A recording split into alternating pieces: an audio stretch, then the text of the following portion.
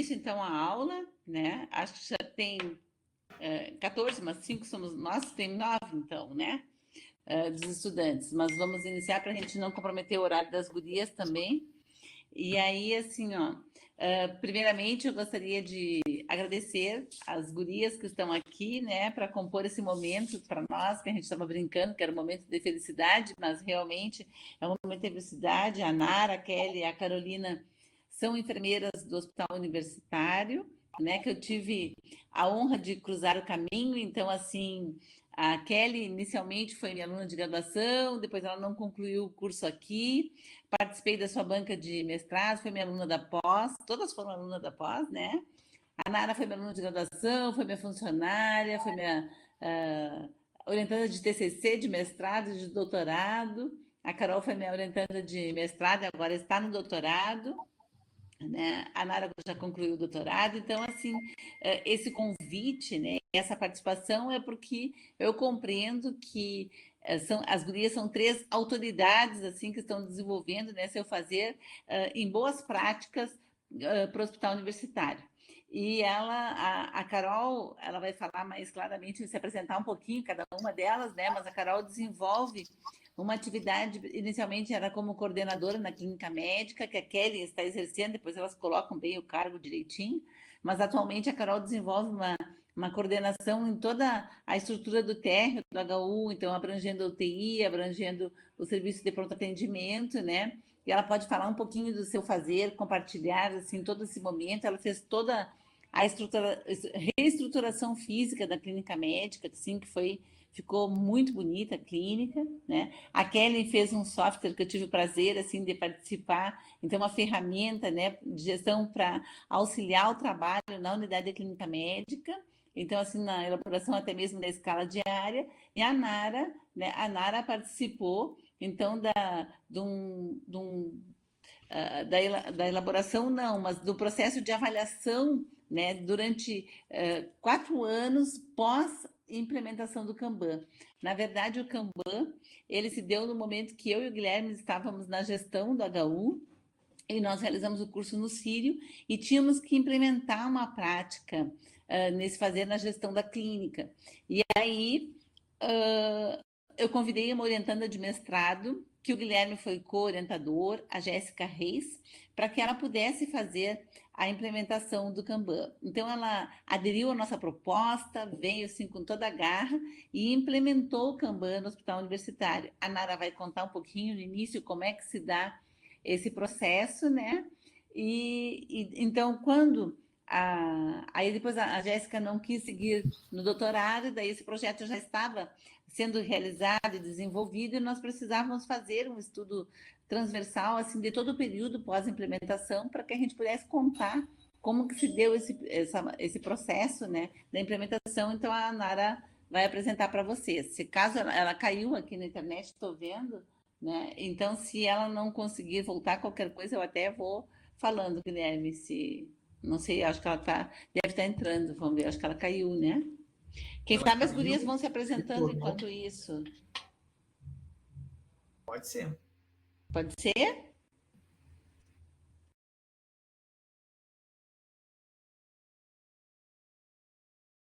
Quer se apresentar um pouquinho, Carol? E a Kelly? Pode ser. Quer que já apresentar a aula ou só fazer a apresentação da gente por enquanto? Só uma apresentaçãozinha pessoal. Boa noite a todos, eu sou Carolina, sou enfermeira do HUFURC desde 2016, então desde 2016 estou aqui em Rio Grande, estava como enfermeira assistencial na unidade de clínica médica, iniciei ali como a gestora em 2018 e fiquei de 2018 até 2023, quando agora, atualmente, estou assumindo a chefia do setor de paciente crítico. Fiz a minha a minha graduação na Bahia, né, em Barreiras, Bahia. Depois eu fiz residência em unidade de terapia intensiva, fiz uma pós em cardiologia, na gestão hospitalar, Então, todo esse caminho trilhado aí na busca de conhecimentos e também na parte da preceptoria, porque é um constante conhecimento e ensino que a gente faz trocas, né? Todo esse processo. Então, acho que é pertinente e necessário fazer também essas capacitações relacionadas à preceptoria. Acho que é um pouquinho de mim, bem pouquinho. Boa noite, eu sou Kelly, estou no HU desde 2020, ali, quando a gente ainda estava na pandemia, né? Ali no meio da pandemia eu cheguei aqui. Sou formada pelo FRJ, né? Estudei na FURG, mas depois fui transferida para o FRJ. Minha maior parte da experiência de vida foi no Rio de Janeiro, né? Na rede municipal de lá, com residência também, terapia intensiva, e depois em transplante de medula óssea, antes de vir para cá. Aqui trabalho na clínica médica desde que cheguei, fiquei como enfermeira assistencial e há 1 ano e 2 meses eu estou como chefia da unidade.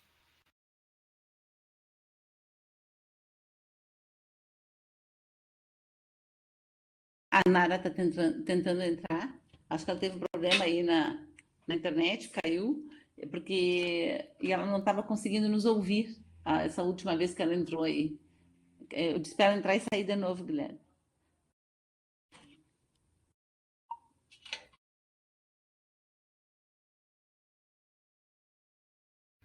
Ela tentou novamente entrar, vamos ver aqui. O que a gente... Acho que eu posso ir fazendo uma apresentação do início, Guilherme.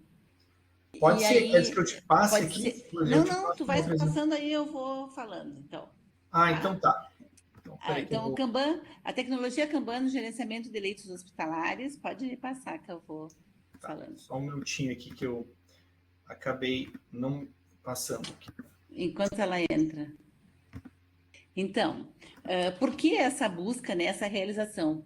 Principalmente porque nós tínhamos a taxa de permanência, o valor ideal, assim, ao redor de 6 a 8 dias de permanência dentro da instituição hospitalar, e nós tínhamos, né, uma taxa de permanência de até 26 dias para os pacientes da clínica médica e ao redor de 18 dias no serviço de pronto atendimento. Então, e havia assim uma busca muito intensa, pacientes aglomerados no corredor do hospital, chegamos a ter 67 pacientes no serviço de pronto atendimento. Então, devido a essa superlotação e numa tentativa de manejar os leitos, de propiciar uma condição maior para que os usuários pudessem se apropriar e ter uma resolutividade maior em relação às suas condições de saúde, então, assim, e até mesmo para nós gestores, né, no sentido da gente poder lidar com essa demanda, com todo esse fluxo de pacientes, né, então, e numa tentativa de implementar uma nova tecnologia que se buscou a realização do Kanban. Então, o Kanban, ele vem da tecnologia japonesa, né, ele era usado no sistema de produção da Toyota, então, significa um cartão, uma sinalização, né, e por quê? Ele permite conhecer as falhas no funcionamento da produção, análise de situações, de um modo que ele melhora a eficácia e a tomada de decisões e produz, então, com isso, uma melhoria contínua nos resultados. E ele também tem sido aplicado em diversas áreas da saúde, né, nas instituições hospitalares, com uma eficácia em relação ao seu uso. Né? Então, assim, inicialmente foi feito uma implementação no serviço de pronto atendimento, que foi com a Jéssica, daí ela fez lá, envolvendo os trabalhadores da saúde que estavam, né, fazendo parte desse processo, e o nosso médico, né, que era chefe no serviço de pronto atendimento, e aí a gente fazia uma discussão diária, então, de todas as necessidades individuais dos pacientes. Primeiramente, foi implementado em 10 leitos, né, no serviço de pronto atendimento, e posteriormente foi aumentando essa quantidade de leitos, né, que foi se realizando.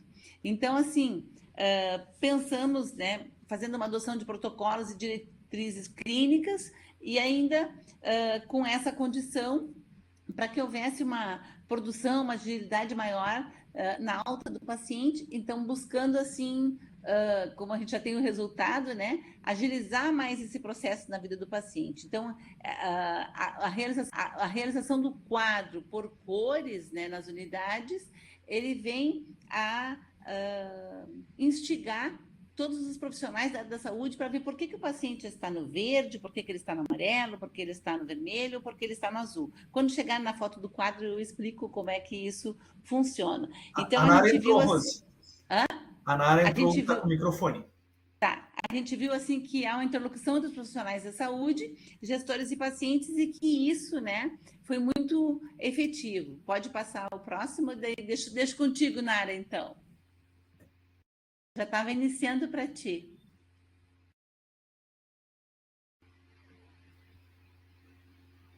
Será que ela não está ouvindo? Está aberto o microfone dela, mas não estamos ouvindo. Nara, a gente não está te ouvindo.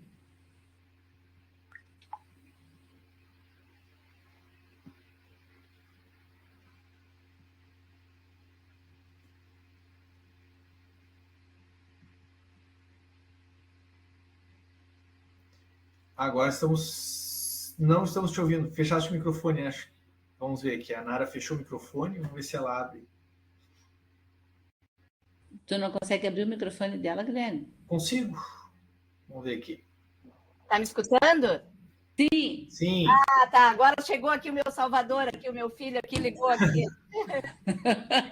Eu estou usando um equipamento, ele trabalha com audiovisual, eu estou usando o equipamento profissional dele aqui, eu não sei mexer em nada. Ele disse que estava conectado um microfone dele aqui. Bom, então, né, a Rose já falou a primeira parte ali, né? O método Kanban, ele te apresenta aí para ele. Ah, bom, tá. Eu sou enfermeira.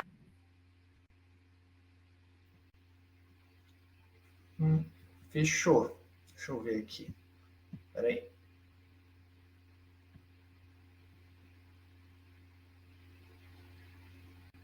Tá me escutando? Sim. Tá. Então, eu sou enfermeira Nara, tá? Eu trabalho no centro obstétrico da FURG, né? Trabalho do HU há 24 anos, inicialmente como técnica de enfermagem, fui funcionária da Rose ali, depois fiz enfermagem, aí fiz o concurso para a FURG, né?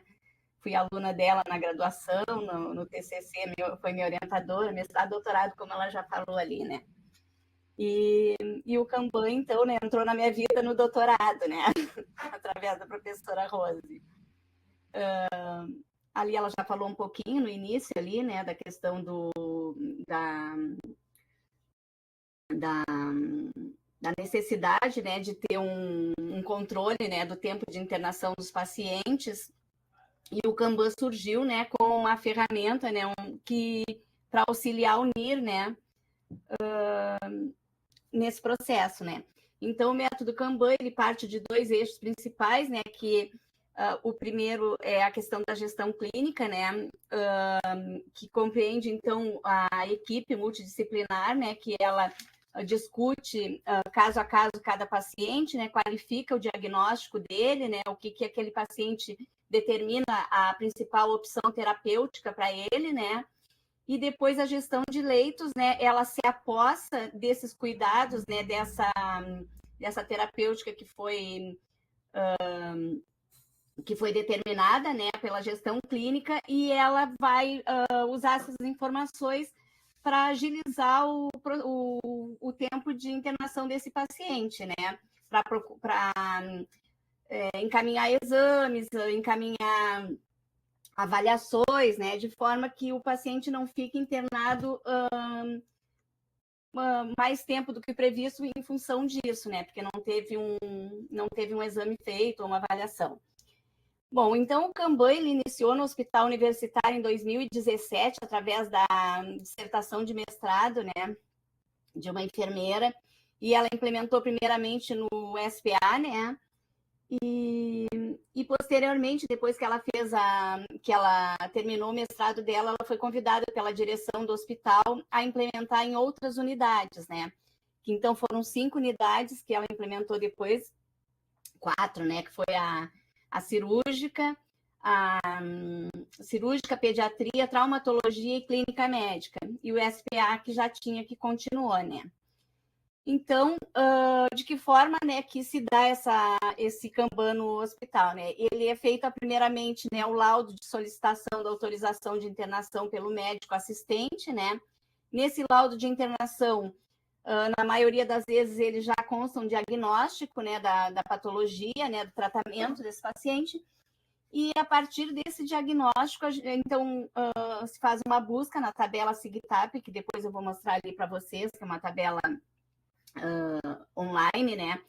E nessa tabela, então, tem a patologia, tem o tratamento, né? E o tempo médio de internação que esse paciente, que o SUS preconiza para ele, né? A partir desse tempo médio, então, é feita a classificação do Kanban, né, classificando a internação dele. Agora, nos próximos slides, vocês vão entender melhor.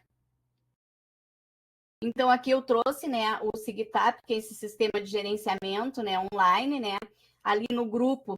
Então, a gente coloca se é um paciente clínico, cirúrgico, né, e depois pode passar. Ali o nome, né? Então seria a patologia, o diagnóstico, né? Que o médico deu. Então, esse paciente que eu trouxe um exemplo, ele internou com um diagnóstico de pielonefrite para fazer um tratamento de pielo, né? Então, o tempo médio de permanência nessa tabela do SIGTAP para o tratamento da pielonefrite seriam 2 dias, né? Quando esse paciente ele ultrapassa o tempo médio dessa tabela do SIGTAP, ele, além do prejuízo para o paciente, né, que fica mais tempo internado, enfim, tem um gasto financeiro muito alto para o hospital, porque o SUS ele paga a diária, o tratamento desse paciente de acordo com essa tabela. Então, quando ele ultrapassa muito a média de permanência, o hospital acaba não recebendo, né, pelo tratamento desse paciente. Ali eu trouxe, então, tem alguns casos, como tratamento de doenças relacionadas ao HIV ou AIDS, alguns tipos de câncer, entre outros, que ele não existe uma média de permanência, né? Como são tratamentos mais longos, a SIGTAP ele não tem um tempo de permanência, né? Desses tipos de patologia, né? Pode passar. Aqui eu trouxe, então, um exemplo aqui para vocês verem do quadro do Kanban, onde fica o leito do paciente, o leito, o nome do paciente, a cor que ele está classificado no Kanban, e ali nas observações, onde o pessoal normalmente coloca se ele está com exames pendentes, com avaliações pendentes, enfim, né? Todas aquelas informações que possam estar acarretando que esse paciente não dê uma alta, né? Que ele continue internado por algum outro problema, né? Que não o tratamento, né? Pode passar? Então, aqui eu trouxe a classificação do Kanban, tá? Que ele, ali naquele quadro, então, ele é usado o verde, né, como tempo ideal, né? O amarelo como aceitável, o vermelho acima do aceitável e o indeterminado, que agora eu vou explicar para vocês, pode passar. Então, naquele exemplo que eu trouxe para vocês da pielonefrite, né, que a tabela SIGTAP, ela dá 2 dias, até 2 dias, né, então a gente considera amarelo, né, o aceitável, quando ele é o dobro do tempo ideal, né, então 2 dias seria até 4 dias. Acima de 4 dias, ele já seria, então, uma classificação acima do aceitável, né, o vermelho. E aqui, então, como eu disse ali em alguns tratamentos, né, a gente considera azul, né, quando a tabela ela não tem um tempo determinado, ou ainda naqueles casos que não teve um diagnóstico, o médico internou, mas ele não teve um diagnóstico daquele paciente ou um procedimento definido, né, e alguns outros que não consta mesmo na tabela do SIGTAP, né. Então, aí a gente classifica como azul, né, indeterminado. Aí aqui, então, eu trouxe um pouquinho dos meus achados na minha tese de doutorado, tá? Que eu fiz, pode passar outro ali. Tá? Que eu fiz em 3 artigos, né? 2 deles foi quantitativo, onde eu trouxe uma retrospectiva de 4 anos, né? Da implementação do Kanban. O primeiro deles trazendo toda essa variação, né? De a diminuição ou não de tempo de internação. O segundo, a gente já fez um artigo mais com uma análise de probabilidade, né? Quais aquelas patologias ou aquelas casos que eles têm uma probabilidade maior de terem uma internação longa. E depois um outro que foi o qualitativo, né, onde eu fiz com os trabalhadores, né, onde eles mostraram os pontos positivos e negativos que eles encontraram na implementação do Kanban.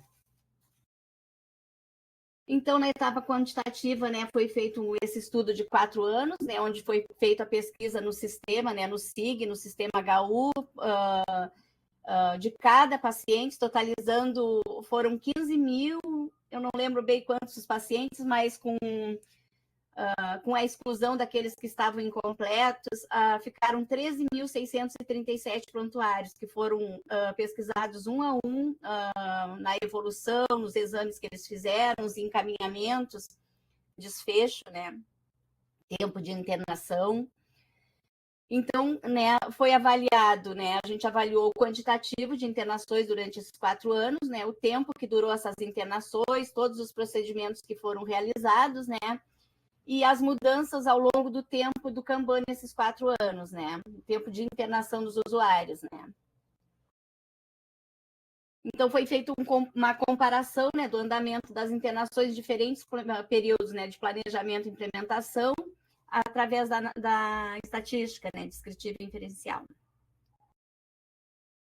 Bom, então no primeiro artigo ali a gente fez primeiro ali uma análise do sexo, faixa etária, enfim, município, né, desses pacientes, unidade de internação. E depois, então, foi feita uma análise, né, de acordo com o acordo Kanban. Aqui foi feito, nesse artigo, foi feita uma análise geral, né, de todos os pacientes desses 13.637, sem ver por unidade de internação. Então, a gente percebe que tem 42% de internações no tempo ideal, né, mas tem ainda bastante, né, aceitável ou acima do aceitável, né. Os exames também, né, tem bastante ali exames, a gente pode observar que ele tem uma amplitude de 0 a 31, né, então tem pacientes que chegaram a fazer 31 exames numa internação, tem pacientes que fez 10, 12, 15 tomografia, pode passar. E aqui o quantitativo de comorbidades também, né, sendo que também teve uma amplitude bem grande, até 11 comorbidades, né, dos pacientes, que é um perfil do hospital nosso, né, que atende pacientes principalmente na clínica médica, pacientes com a Carol pode dizer aí, um grande número de comorbidades, né. E a maioria deles teve alta hospitalar, né, no total, né. Pode passar. Então, aqui eu trouxe um gráfico da tendência, né, tendência temporal ali, a gente vê que no período da pandemia teve uma diminuição do número de internações, isso aí possivelmente pelo controle, né, da disseminação do vírus, né, mas depois ele começa de novo a crescer até que ele se estabiliza, né. Pode passar. E aqui, então, eu trouxe um gráfico para vocês verem nesses 4 anos aí, né, das unidades, né, então a gente vê que o SPA, ele tem um número bem alto de classificações no tempo ideal, mas também ali possivelmente é pela mudança da estrutura do SPA, que hoje ele trabalha com pacientes referenciados, né? Então ele não fica com pacientes graves muito tempo ali internado. Já a clínica cirúrgica e a traumato, ela tem a alta maioria delas no tempo previsto, embora tenha bastante alta ainda no tempo ideal, né? E acima do ideal.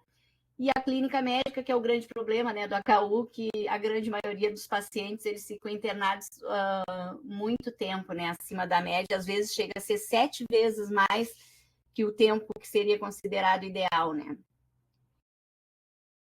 Aí depois aqui eu trago uma análise ali dos exames, né, que aqueles pacientes que tiveram classificados como vermelho tiveram maior número de exames, tanto de média como de alta complexidade, da mesma forma as comorbidades, né, quanto maior tempo de internação, mais comorbidades esses pacientes tinham, né. Depois o artigo 2, que a gente trabalhou com as probabilidades, né, então a gente trouxe ali o primeiro, que as maiores internações elas são por motivos clínicos e cirúrgicos, né, destacando os musculares, digestivos e genitários, né, geniturinárias, né, pode passar. Também aqui, né, os procedimentos cirúrgicos, eles são bem maiores que os procedimentos clínicos, né, no verde, e ali o grupo de atendimento. O cirúrgico sempre tem mais internações no tempo aceitável, né, do que os procedimentos clínicos, né. E aqui, procedimentos clínicos, 45% eles não dão alta no tempo que se considera ideal, né. Depois aqui é um gráfico só dos exames, para mostrar aqui, né, que quanto mais exames, né, mais tempo o paciente fica internado, né. Aí a gente trouxe os exames aqui de média e alta complexidade. Então, as comorbidades que a gente, né, observou, né, nessa pesquisa foi de maior prevalência, são cânceres, né, cardiológicas, diabetes e pulmonares, né, com uma proporção de alta no tempo acima, né, do ideal, bem alta, né. A hipertensão, ela aparece assim com uma incidência bem alta, mas ela não é a causa desse paciente ficar internado mais tempo, né. Ela é uma complicação do problema de saúde que esse paciente tem, né. E aí, aqui, então, eu trouxe a regressão logística, que a gente trabalhou nesse segundo artigo, né, mostrando que a faixa etária de maior probabilidade de ficar acima do tempo ideal é de 9 a 12 anos, né, uma vez mais, e de 64 ou mais, 3,15 vezes mais de ficar o tempo, de ultrapassar o tempo, né, ideal. Aqueles pacientes também que internam para consultas e acompanhamentos, eles têm 4,64 vezes mais chances de ultrapassarem, né, o tempo de internação. E problemas pulmonares, 3,45 vezes. Então, aí aqui eu trago uma reflexão para a gente, né, que a DPOC, né, foi um dos problemas pulmonares que apareceu com maior incidência nessa pesquisa de 4 anos, né, e no mundo ele é o terceiro.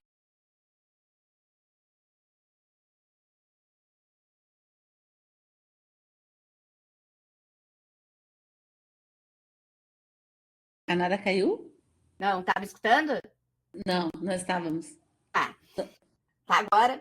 E então o DPOC ele é responsável, né, por uma grande sobrecarga na saúde pública de internações, né? E aí eu trago aqui que ela é uma doença que ela pode ser tratada e evitada. E por que isso não acontece, né? A dificuldade, né, encontrada no atendimento na rede básica, né, que não tem essa contrarreferência, né? Baixa adesão ao tratamento, né? Os pacientes não fazem, e aí acabam ficando DPOC crônicos, né? Então, eles acabam internando e ficando muito tempo no hospital.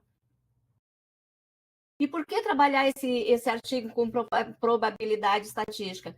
Porque conhecer os dados estatísticos, ele permite com que se implante novas políticas, né? Tanto no hospital como em redes públicas, né? Para evitar que esse paciente chegue ao hospital para tratar uma doença crônica que poderia ser evitada, né? Ou ter protocolos de atendimento a esse paciente, esse público-alvo que o HU atende, para que ele possa ficar menos tempo internado, né? Porque a extensão de permanência hospitalar, ela é determinada por uma variedade de elementos, tanto internos como externos, né? Aí essa contrarreferência, a rede básica, né? E aqueles internos que demora de fazer exames, demora de avaliação, né? A medicação, às vezes, que não tem. Então, isso é um desafio para a saúde pública, né? Que apresentam um risco e que pode levar a complicações e morte desse paciente, né? Depois, na etapa qualitativa, né, eu trabalhei com os trabalhadores do NIR e trabalhadores que estavam presentes nessas unidades que foi implementado o Kanban. Então, aí teve médico, enfermeiro, fisioterapeuta e técnicos, né, que trabalharam pelo menos 6 meses nessas unidades, né. Essas questões fechadas a gente fez para ver quanto tempo trabalhavam. Tinha uma variação de 6 meses a 25 anos, né, de trabalho na mesma unidade, os profissionais, né, se tinham pós, se não tinham, enfim, né. E as questões abertas eram para saber quais os pontos positivos e negativos, né, que eles encontravam. E aí a gente optou para trabalhar, né, com a matriz de... Ai, como é que se diz? Oz, né? SWOT. SWOT. Desculpa. E é bem legal para quem está aí, quem vai fazer um trabalho quant, né? Porque além de ser mais fácil de publicar, inclusive esse aí é um dos artigos que eu tô arrumando, as referências e tal. Ele é bem legal porque ele não só mostra os pontos positivos e negativos, mas ele mostra as oportunidades e ameaças, né? Ou seja, né? Ali nos fatores positivos, ele mostra, né? As forças, né, para que o Kanban continue, né, sendo implementado. Então aumenta a rotatividade de leitos. Isso foi os achados que a gente achou nas entrevistas, né? Melhorou a comunicação entre a equipe multidisciplinar, maior agilidade na busca e precisão diagnóstica, diminui tempo de permanência do usuário, né, do paciente, redução de taxa de infecção hospitalar, além da diminuição de gastos financeiros, né? A fraqueza, então, que eles apontaram foi a limitação de recursos humanos, porque a gente sabe que aí no HU a gente sempre trabalha com uma equipe assim no limite ali, né? Então, acarreta uma sobrecarga de atividades. Eles alegaram que a questão de usar o Kanban, né, ele ocasiona mais trabalho, né, para o enfermeiro. Tem a resistência da equipe, né, em tudo que é novo, a gente sabe que ela existe, né? Uma ausência de uma educação continuada, porque tem uma alta rotatividade também de funcionários no HU em função da EBSER. Então, acaba que aquele funcionário que ele foi treinado para usar o Kanban, ele sai, o outro que entrou, ele não é treinado de novo, né? Não é ensinado, né? Falta de comprometimento, também eles citaram, né? E falta de suporte das informações do sistema hospitalar, né? Então, como oportunidades, né? A gente encontra a melhoria do acesso aos pacientes, né? E a qualificação, né? Da regulação do acesso à rede hospitalar.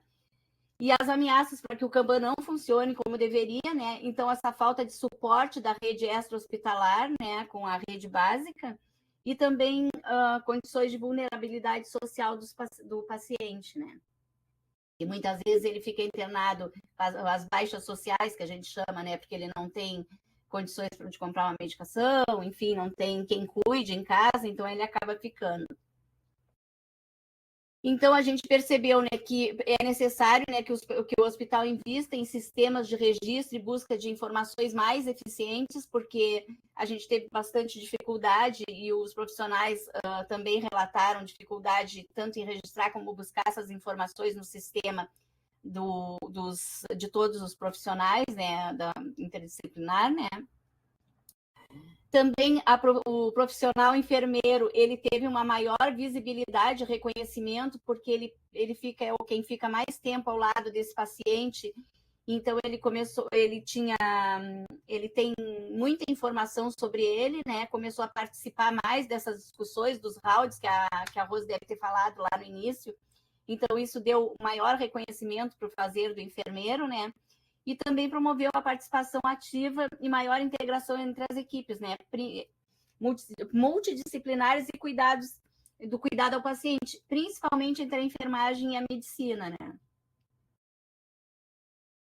A gente sabe que as demandas, né, das altas hospitalares, muitas vezes elas ocorrem por demora de realização de exames, tempo de compensação do quadro clínico e tempo de espera de avaliação dos especialistas, né? Lembrando, né, que essas avaliações elas são recursos, né, de baixo custo, né, e que às vezes elas demoram muito tempo para acontecerem dentro do hospital, né, quando o profissional solicita uma avaliação de um especialista, né. Então, né, a gente sabe que o período de internação ele abarca esses elementos internos e externos, né, como a gente já falou, né. Mas houve uma redução do tempo de internação, né, através da implementação de estratégias apropriadas e dessas ferramentas, né, porque o Kanban ele trouxe essa discussão diária das necessidades de cada paciente, né, para buscar, né, protocolos e diretrizes que agilizassem essas altas, né. E melhor interlocução entre os profissionais, aí eu coloco ali, né, gestores e pacientes, por quê? Porque é necessário que o paciente seja incluído no processo, porque muitas vezes o médico, o enfermeiro, a equipe multidisciplinar, ele acha que o paciente pode estar ir para casa está de alta e o paciente ele não tem a rede familiar, ele não tem condições de comprar medicação, então ele tem que estar, o paciente ele tem que estar incluído nesse processo, né, da alta. Então, o Kanban no HU, ele proporciona, né, um diagnóstico situacional na prática clínica, né? A gente conseguiu ver nessa retrospectiva dos 4 anos que ele diminuiu o tempo, apesar dele não estar funcionando da forma como ele deveria, ele diminuiu o tempo, né, médio de permanência, né? E houve uma melhoria da assistência, né, aos usuários a partir das discussões de casos e uma maior registro, né, das necessidades, discussão e registro das necessidades dos pacientes, né. Então, a gente conclui que ele se configura, assim, como uma tecnologia de cuidado que auxilia, né, a alcançar a melhoria da gestão. E o último, então, né, a utilização do Kanban trouxe, sim, melhorias nas gestões onde ele foi implantado, né.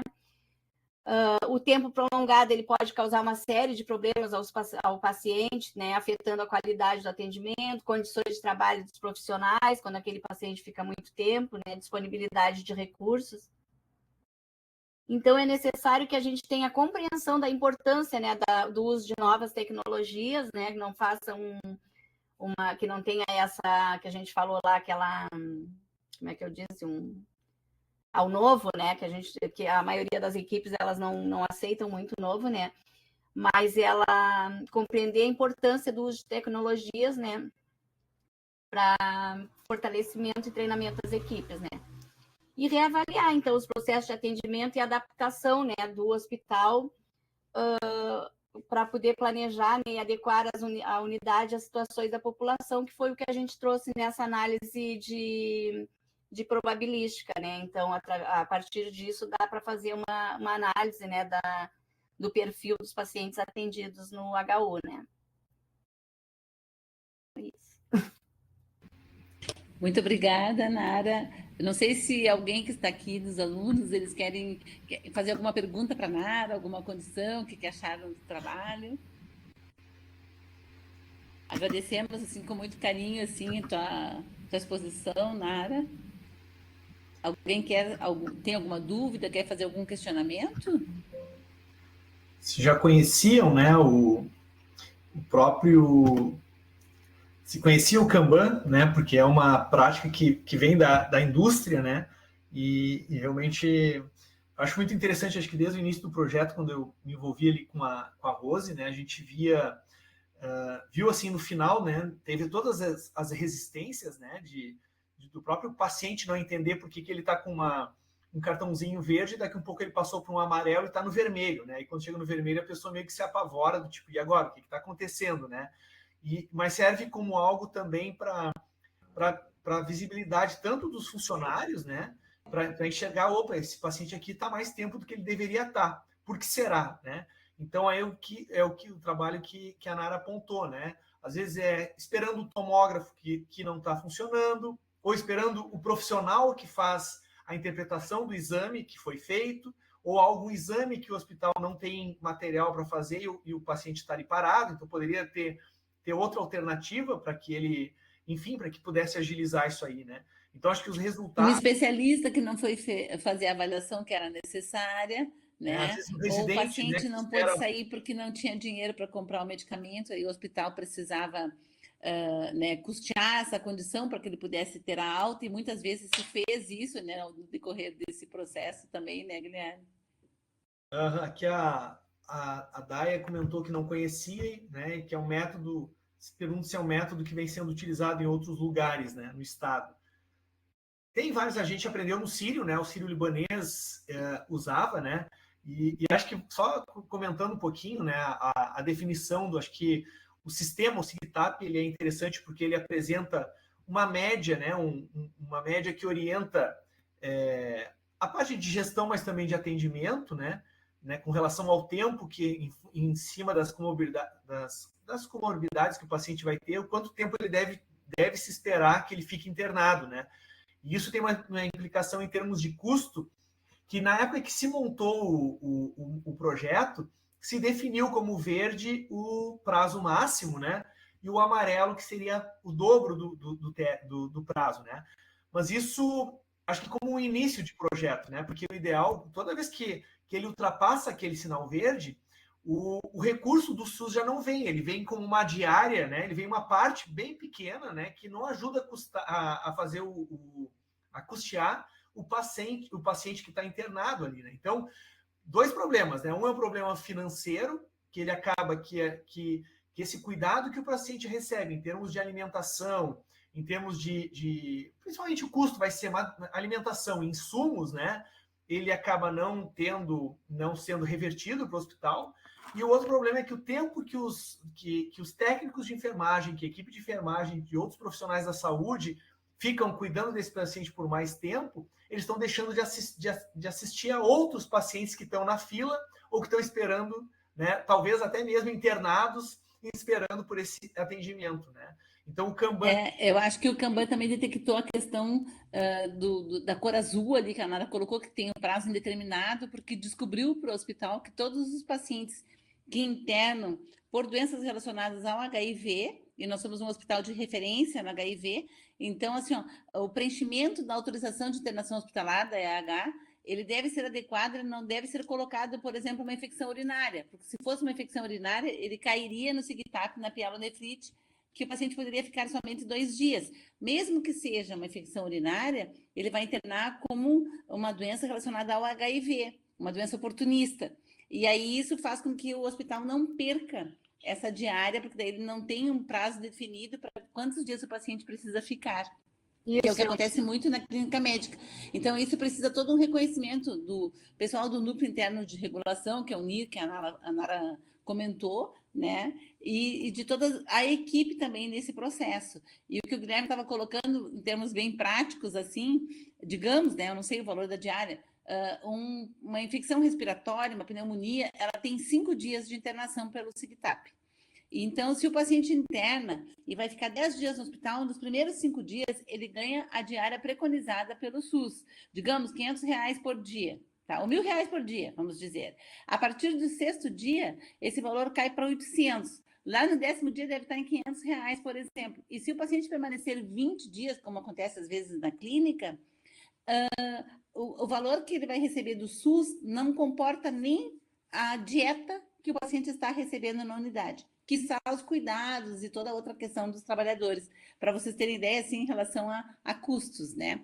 A Daia perguntou ali se está sendo utilizado em outros hospitais do estado. No estado, teve algumas teses, alguma condição, assim, de Porto Alegre também, de algum profissional que experimentou, mas desde que a gente fez o curso lá no Sírio, o que a gente sabe é que foi instituído para que fosse implantado em todos os hospitais públicos federais no Brasil. Né? Então, nós éramos vários hospitais, assim, em todas as instituições, por exemplo, em Pelotas, o FCM, né? Aqui em Rio Grande, a gente sabe que deveria ter sido implementada porque era uma exigência, né? Da IBCR, então, nesse momento, assim, para os hospitais. Mas cada um, claro, implementou a seu modo, com seus padrões, né? E também fizeram análise ou não do estudo implementado. Eu acho que esse estudo da análise ele traz uma amostra muito interessante, assim, até para as gurias aqui que estão, a Carol e a Kelly, que estão bem relacionadas diretamente a essa questão administrativa, né? Porque ele traz dados que mostram toda essa questão para a gestão, né? E principalmente, assim, acho que traz um benefício até mesmo essa rotatividade maior dos usuários evita infecções hospitalares, então outras questões também que contribuem não só do ponto de vista financeiro, mas a agilização nos processos assim de avaliação, de exames, então acho que é bem e a participação de todos os trabalhadores, né? Acho que bem isso, né, Guilherme? Passamos a gente, sobrar um tempinho, a gente fica para tirar mais algumas dúvidas, também agradecer Carol? pela apresentação. Carol, tu pode passar? Eu deixei contigo a apresentação lá, tem uns 3 pontinhos ali em cima, se tu quiseres tirar, acho que ele fica com uma série de... Fica com muita informação no slide, né? Em opções? Ali tem bem no canto superior esquerdo, tem 3 pontinhos, eu acho que tu pode tirar uma das opções ali para ele limpar para ti. Para nós fica normal, mas para ti acho que fica com alguns íconezinhos no meio da apresentação. Ah, tá, mas se for só para mim não tem problema não. Ah, não. Tá, então tá ótimo. Pode ficar à vontade. Tá bem, então. Boa noite a todos. Para quem não estava ali quando eu me apresentei inicialmente, eu me chamo Carolina, podem me chamar de Carol, tá? Eu sou enfermeira, estava na parte assistencial e desde 2018 eu entrei na parte gerencial.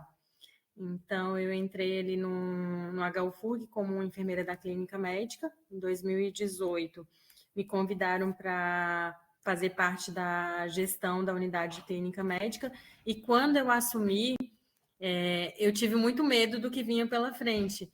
Mas, às vezes, a vontade de você mudar as coisas que estão erradas ou que têm possibilidade de melhorar fala mais alto do que o medo. Então, aquela necessidade de você olhar e falar assim, poxa, eu posso fazer alguma coisa melhor por isso. Então, talvez eu não consegui dar o 100%, mas pelo menos o melhor naquela fase que eu estava, eu tentei dar. Então, acho que é isso que a gente tem que fazer enquanto liderança, né? Porque agora eu estou chefe, eu não sou chefe, né? Então, eu estou passando pela chefia. Agora, não mais como chefe da clínica médica, como chefe do setor de paciente crítico, mas fiquei por muito tempo ali na clínica médica e eu vou falar um pouquinho da relato de experiência mais da clínica médica ali.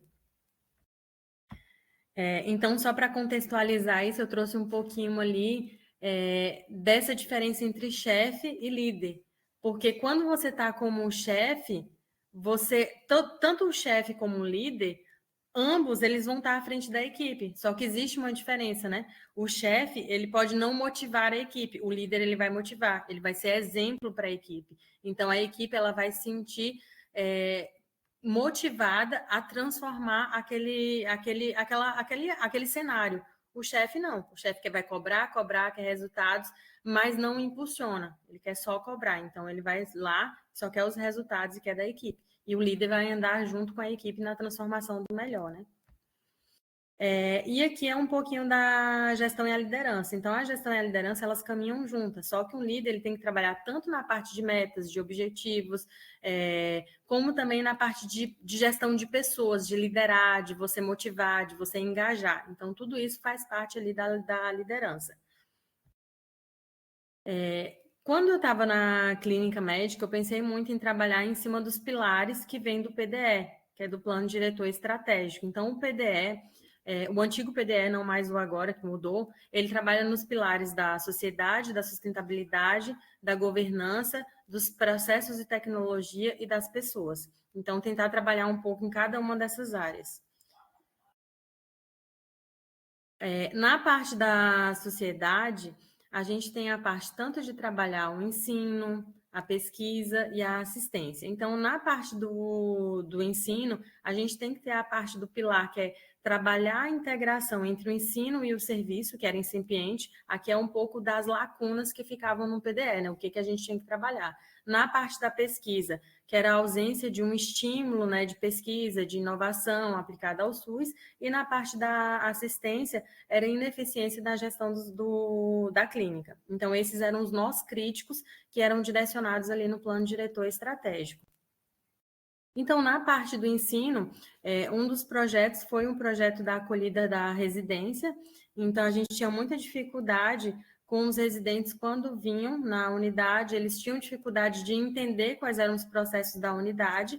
Então, sempre que entravam os residentes, no início, em março, a gente fazia a acolhida. Mesmo tendo a acolhida da JEP, fazia a acolhida da unidade.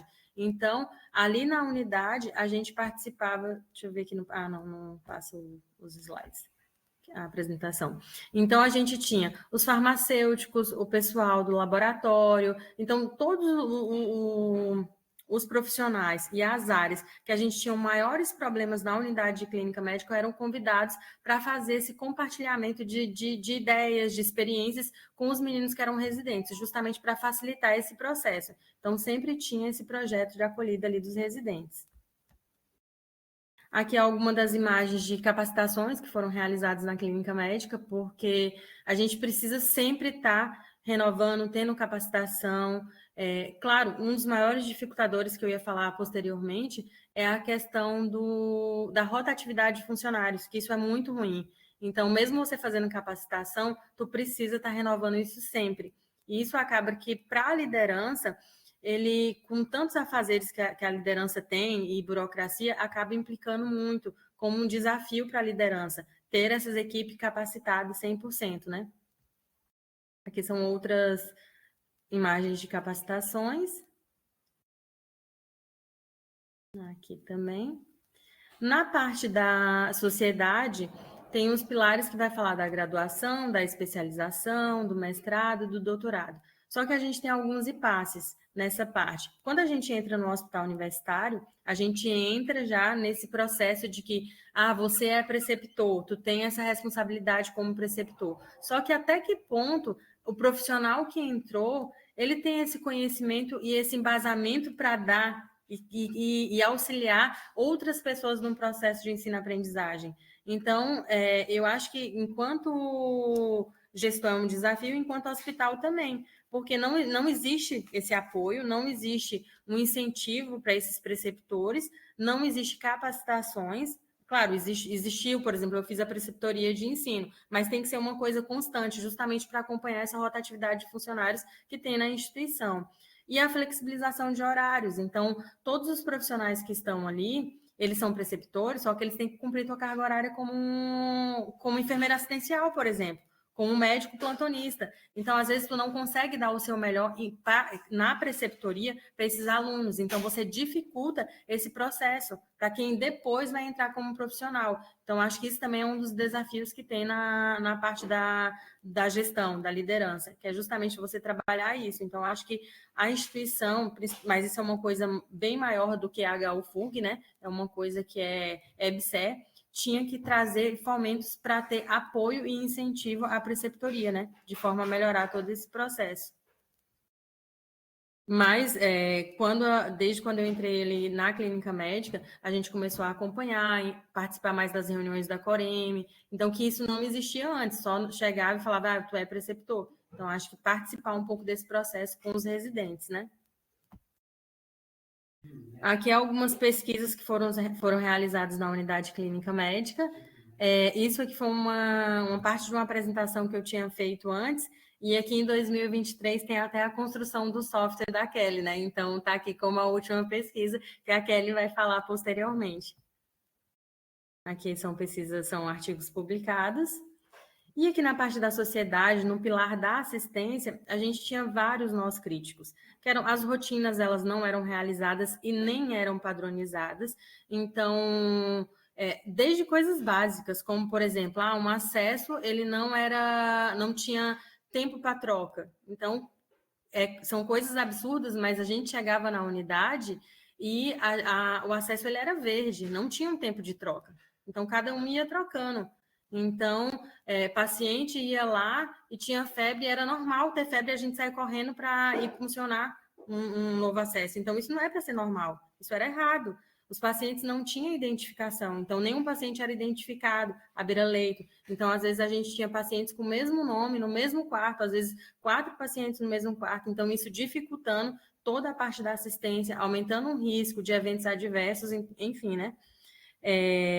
Não tinha... Posso só chamar atenção assim para o pessoal que todas essas condições que a Carol está falando aí são situações, problemas, né? Bem simples, mas que a gente pediu para eles elencarem alguns problemas dos locais de trabalho deles, dentro do município, dentro da instituição. Então, são situações bem simples, mas elencadas assim de questões que podem ter uma repercussão, né? Exatamente. Então, são coisas pequenas, muito pequenas. Quando você pensa assim, falta uma identificação à beira-leito. É muito pequeno, é só colocar, mas não tinha.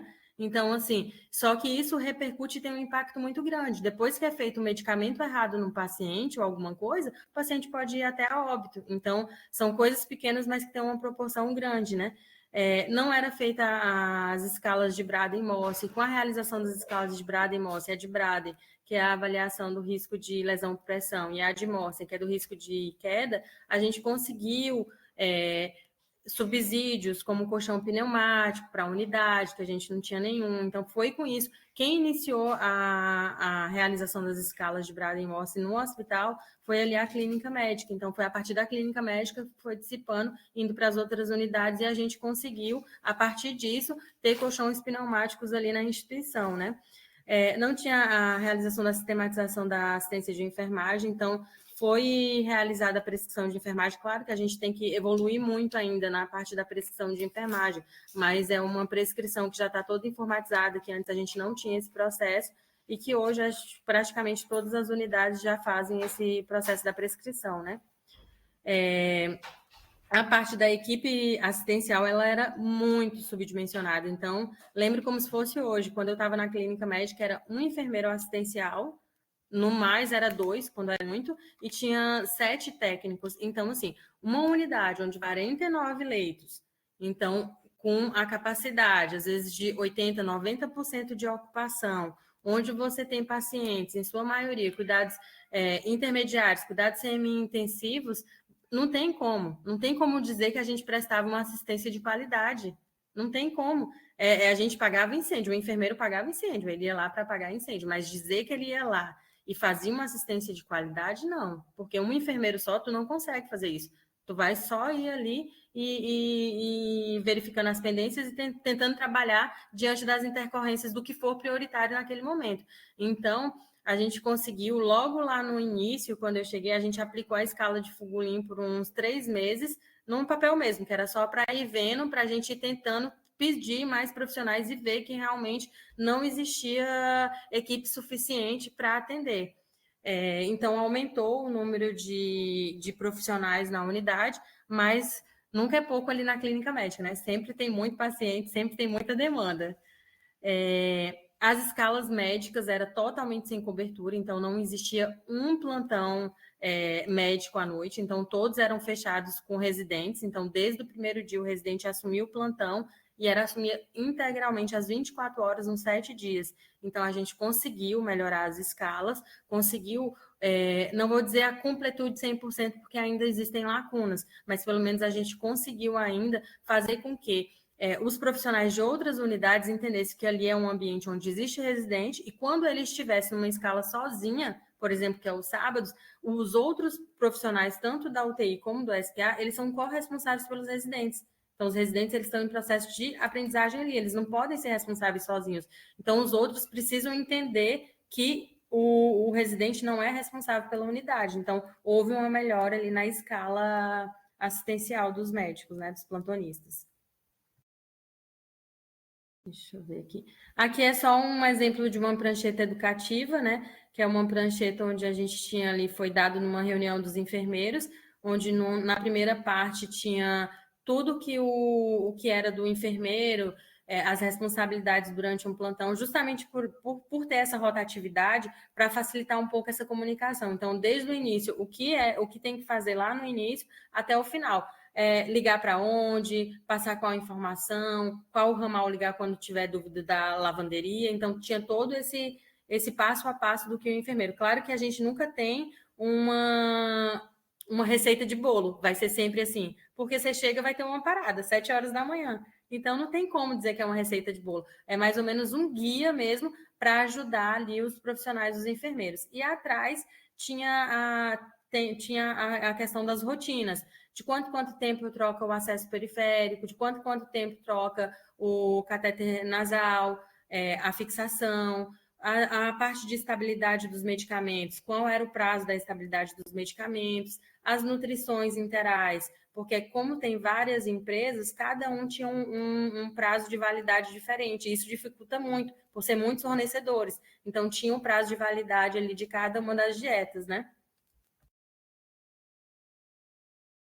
Aqui as etiquetas de comunicação, então, como é uma unidade muito grande, até para facilitar, só que é facilitar, não é dizer que é a resposta e tipo assim, isso aqui é a solução para a comunicação. Não é porque, não só no HU, como em vários outros hospitais, o maior problema que a gente tem, principalmente nas metas de segurança do paciente, é a comunicação.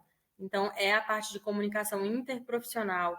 E isso é muito difícil. Então, isso é para facilitar a comunicação dentro da unidade, dos profissionais que vinham. Então, a gente implementou as etiquetas de comunicação. Então, cada um dos pacientes, o enfermeiro ia lá e trocava as etiquetas. Então, tinha etiquetas de comunicação relacionada aos cuidados, que era avaliar a lesão-pressão, glicemia, tinha diálise externa, na segunda, na quarta e na sexta, na terça, na quinta e no sábado, que geralmente eram os dias. Esse paciente, ele está com medicamento que veio de casa, então na alta, devolveu o medicamento, precaução de contato, aerosol, gotícula. Então, cada uma das precauções, ela já era da cor que era a própria placa que a CCH nos disponibilizada. Então, justamente para facilitar. Então, as placas de precaução eram das cores das identificações da CCH, né? Entre outras placas, né, que a gente pode colocar, como tem tuberculostático, enfim. Então, é mais ou menos essas placas que é para facilitar. Então, tem alergia, então o técnico olhava ali e já sabia mais ou menos o que estava acontecendo com o paciente. As etiquetas de comunicação. Aqui foi uma atividade na segurança dos pacientes, a gente colocou todas as metas, as metas, né, de segurança do paciente, e cada uma das metas a gente trabalhou o que a gente poderia fazer para melhorar dentro da unidade da clínica médica, né? Então, embaixo tinha cada uma das ideias. Aqui é um carimbo de conferência das prescrições, que é justamente para ter o enfermeiro fazer a dupla checagem, né, da prescrição, ver a prescrição, se quem recebeu, se está tudo correto, porque aí o enfermeiro da noite ele recebe a prescrição, ele vai lá e checa. Só que aí o enfermeiro do dia ele vai lá, se ele não olhar, ele não vai saber o que tem na prescrição. Então, justamente para ter essa dupla checagem e depois, quando o técnico perguntar para o enfermeiro, ele ter um direcionamento também do que está acontecendo, né? E ali essa outra é um carimbo de sinais vitais, que é para facilitar para os técnicos, porque eles vão e escrevem. Hoje já está tudo no sistema, né? Graças a Deus, teve mais computadores, então conseguiu passar tudo para o sistema, porque era um dos dificultadores, era a quantidade de computadores que tinha na unidade. Então, que era inviável ter 100% dos registros informatizados. Então, com o aumento de computador, consegue sim ampliar esses sinais vitais e os controles todos para o sistema, né? Aqui é um projeto Compartilha Cuidado, em conjunto com a CCIH, que eram falado, as precauções, era trabalhar justamente a parte da segurança do paciente, junto com a CCIH, principalmente sobre as precauções, que era um dos grandes problemas que a gente estava enfrentando no momento dos desafios, né? Então, eles não entendiam o que era precaução, pegava coisas de outros pacientes, pegava de outros familiares. Então, a gente convidava os familiares e ensinava para ele as metas. O que é uma precaução de contato, o que você pode fazer, o que não pode fazer, como que higieniza as mãos. Então, fazia esse projeto com os familiares, né? E aqui é a gestão de altas hospitalar, que ainda segue, que é o Huddle, né? Então, esse Huddle é feito uma reunião nas quartas-feiras, em conjunto com a regulação e com a equipe multi, tem a nutrição, a psicologia, o serviço social, a unidade, acho que a Kelly está participando agora junto já acho não, tá, né? Participando nas quartas-feiras. Então, é feita essa reunião, onde essa reunião eles utilizam também o Kanban. Então, a regulação traz ali todos os pacientes que tem que está no critério vermelho, né, excedeu a alta, e faz esse questionamento por que ultrapassou, o que está acontecendo, o que está pendente. Então, é feita uma reunião todas as quartas-feiras, das 11 a meio-dia, 1 hora, né, depende, e justamente para trabalhar em cima de cada paciente, para verificar o que está acontecendo, porque o paciente está demorando tanto na instituição. E é uma atividade, um processo, né, que vai ser trabalhado em outras unidades. Então, querem implementar ali no SPA, porque agora o SPA também atua como unidade de internação, como a clínica médica. Não é mais a porta de entrada que só recebe o paciente e vai para a clínica médica. Agora, o SPA atende como a clínica médica. Então, é uma unidade também de internação. Então, precisa melhorar esse fluxo lá no SPA. Na sustentabilidade, é trabalhar a parte de conscientização da equipe, né, do uso racional da luz, da energia, dos materiais, dos insumos. Aqui é só algumas atividades que foram realizadas, né, os organizadores dos isolamentos, que tinham os kits individuais para cada um, as bolsinhas que tinham esteto, esfig, enfim. Sumia muito esteto e esfig, foi colocado na parede, só claro, precisa uma manutenção sempre, né? E aí diminuía um pouco, porque sumia muito, muito, muito, era alarmante. Então, semanalmente tinha que estar pedindo esteto e esfig para a engenharia. E aqui na parte da governança também tem a parte da integração, que é você trabalhar com um profissional. Então, foi feito reuniões com a equipe para passar informações, ouvir queixas, ouvir o feedback, o painel de gestão à vista. Então, era feito essas reuniões justamente para trabalhar essas questões, porque trabalhar com a equipe, você tem que ouvir a equipe, você tem que saber o que está acontecendo, tem que ouvir um pouco deles para vocês trabalharem em conjunto e ter soluções, né? Aqui é só uma parte da governança, que aí a clínica médica ganhou o primeiro lugar do Adorno Zero, né? Que justamente foi um trabalho em equipe, então todos estavam se motivando a fazer isso. Aqui é um painel de gestão à vista que mostra os indicadores, então quem gerencia uma unidade tem que trabalhar com os indicadores. Então a gente tem que motivar, tem que trabalhar com indicadores, tem que fazer toda a parte burocrática. Então, quem está na parte da gestão, principalmente ali no HU, você faz toda uma parte de gerenciamento de recursos humanos. Você vai homologar a folha, vai fazer escalas, dá trabalho, tem que conferir escala diariamente, sempre vai ter um furo. Você tem que trabalhar com indicadores, tem que trabalhar com prazos, tem que trabalhar com equipes, tem que trabalhar com conflitos. Enfim, a parte de gestão é uma gama muito alta, é muito, muito grande. É um espaço muito grande de discussão, né? Onde a gente tem muitas coisas a ser discutidas. Aqui são vários painéis de gestão à vista, não vou mostrar, que foram dos anos que eu estava ali na clínica médica, né? De 2018 a 2023. E nos processos teve a evolução do SIG para o AGHU, né? Acho que foi uma das primeiras, foi a primeira unidade a passar a evolução do sistema do papel, do enfermeiro, para o sistema, foi o primeiro a implementar ali. O mapa dos pacientes, que antes, acho que tem uma foto aqui depois, o mapa dos pacientes era esse daqui, era um caderno onde diariamente a gente tinha que escrever o nome do paciente e tudo que aconteceu. Inviável, né? Todos os dias tu escrever aquilo ali e passar. E aí passou ali para a pasta DFS, onde era uma pasta compartilhada, onde tinha todas as informações dos pacientes, né? Implementação do relatório de enfermagem, então eram muitos processos. Você tinha que olhar um caderno para pedido de material, um caderno para você olhar a escala que foi dividida, um caderno para isso, um caderno para você fazer a checagem do carrinho de emergência. Então, a gente tentou unificar, então foi feita uma reunião, então os enfermeiros trabalharam em conjunto disso e deram ideias, então foi um processo que foi conjunto. E aí foi feito esse relatório, é um livro-registro, onde esse único livro tem tudo. Você consegue avaliar a temperatura da geladeira, o carrinho de emergência, o quantitativo de técnicos, enfim, tudo da unidade se resume aí nesse... Tudo não, né? A parte gerencial que os enfermeiros colocam, eles vão colocando nesse livro aí para facilitar esse processo e tem um único documento, em um único livro, todas essas informações.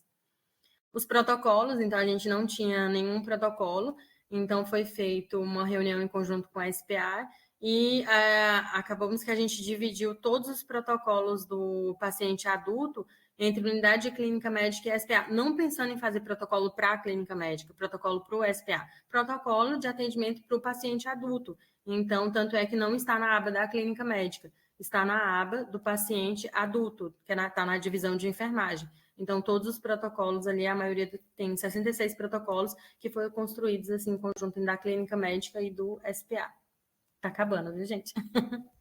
Aqui na parte das pessoas, a gente teve que trabalhar a parte de dinâmica com a psicologia, para trabalhar e resolver conflitos interpessoais.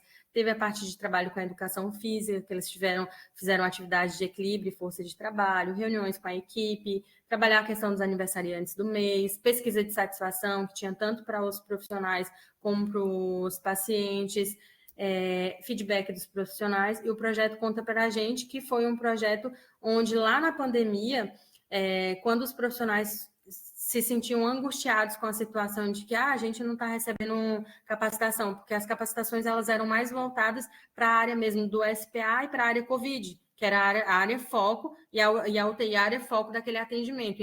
Então, todas as ações eram voltadas mais para essas unidades. Então, como eu vi a equipe angustiada nesse processo, que não recebia essas capacitações, que não estava chegando as informações, a gente pensou em criar o projeto Conta Pra Gente. Então, todas as quintas-feiras, a gente fazia uma apresentação onde os próprios profissionais tinham a oportunidade de falar ali da sua unidade, o que estava acontecendo, apresentar um projeto novo. Então, era para aproximar os profissionais. Então, era todas as unidades, a gente acabou encerrando acho que 2021 ou 2022 o projeto, mas a gente fez muitas capacitações ali no projeto Conta Pra Gente. Aqui é a pesquisa de satisfação que foi colocada, aqui é o projeto Conta Pra Gente que a gente mandava. E aqui é só algumas lembranças de que, para tentar motivar um pouco a equipe, trazer algumas coisas, algumas lembrancinhas. Que é melhorias, um carrinho de emergência nosso era aquele ali, bem antigo, né? O desfibrilador, então, nem se fala, né? Deixa eu passar aqui. Aqui a gente tinha várias inconformidades, que era na vigilância, era cama no lugar onde tinha a guarda de materiais, que foi tirado, né? Ali é a organização dos materiais, o repouso. Pessoal, pode fazer perguntas, Carol. A Diane está querendo fazer uma pergunta, ela pediu para voltar os slides, não sei onde que ela quer que volte ali. Qual o slide? Pode falar, Diane. Pode fazer a pergunta.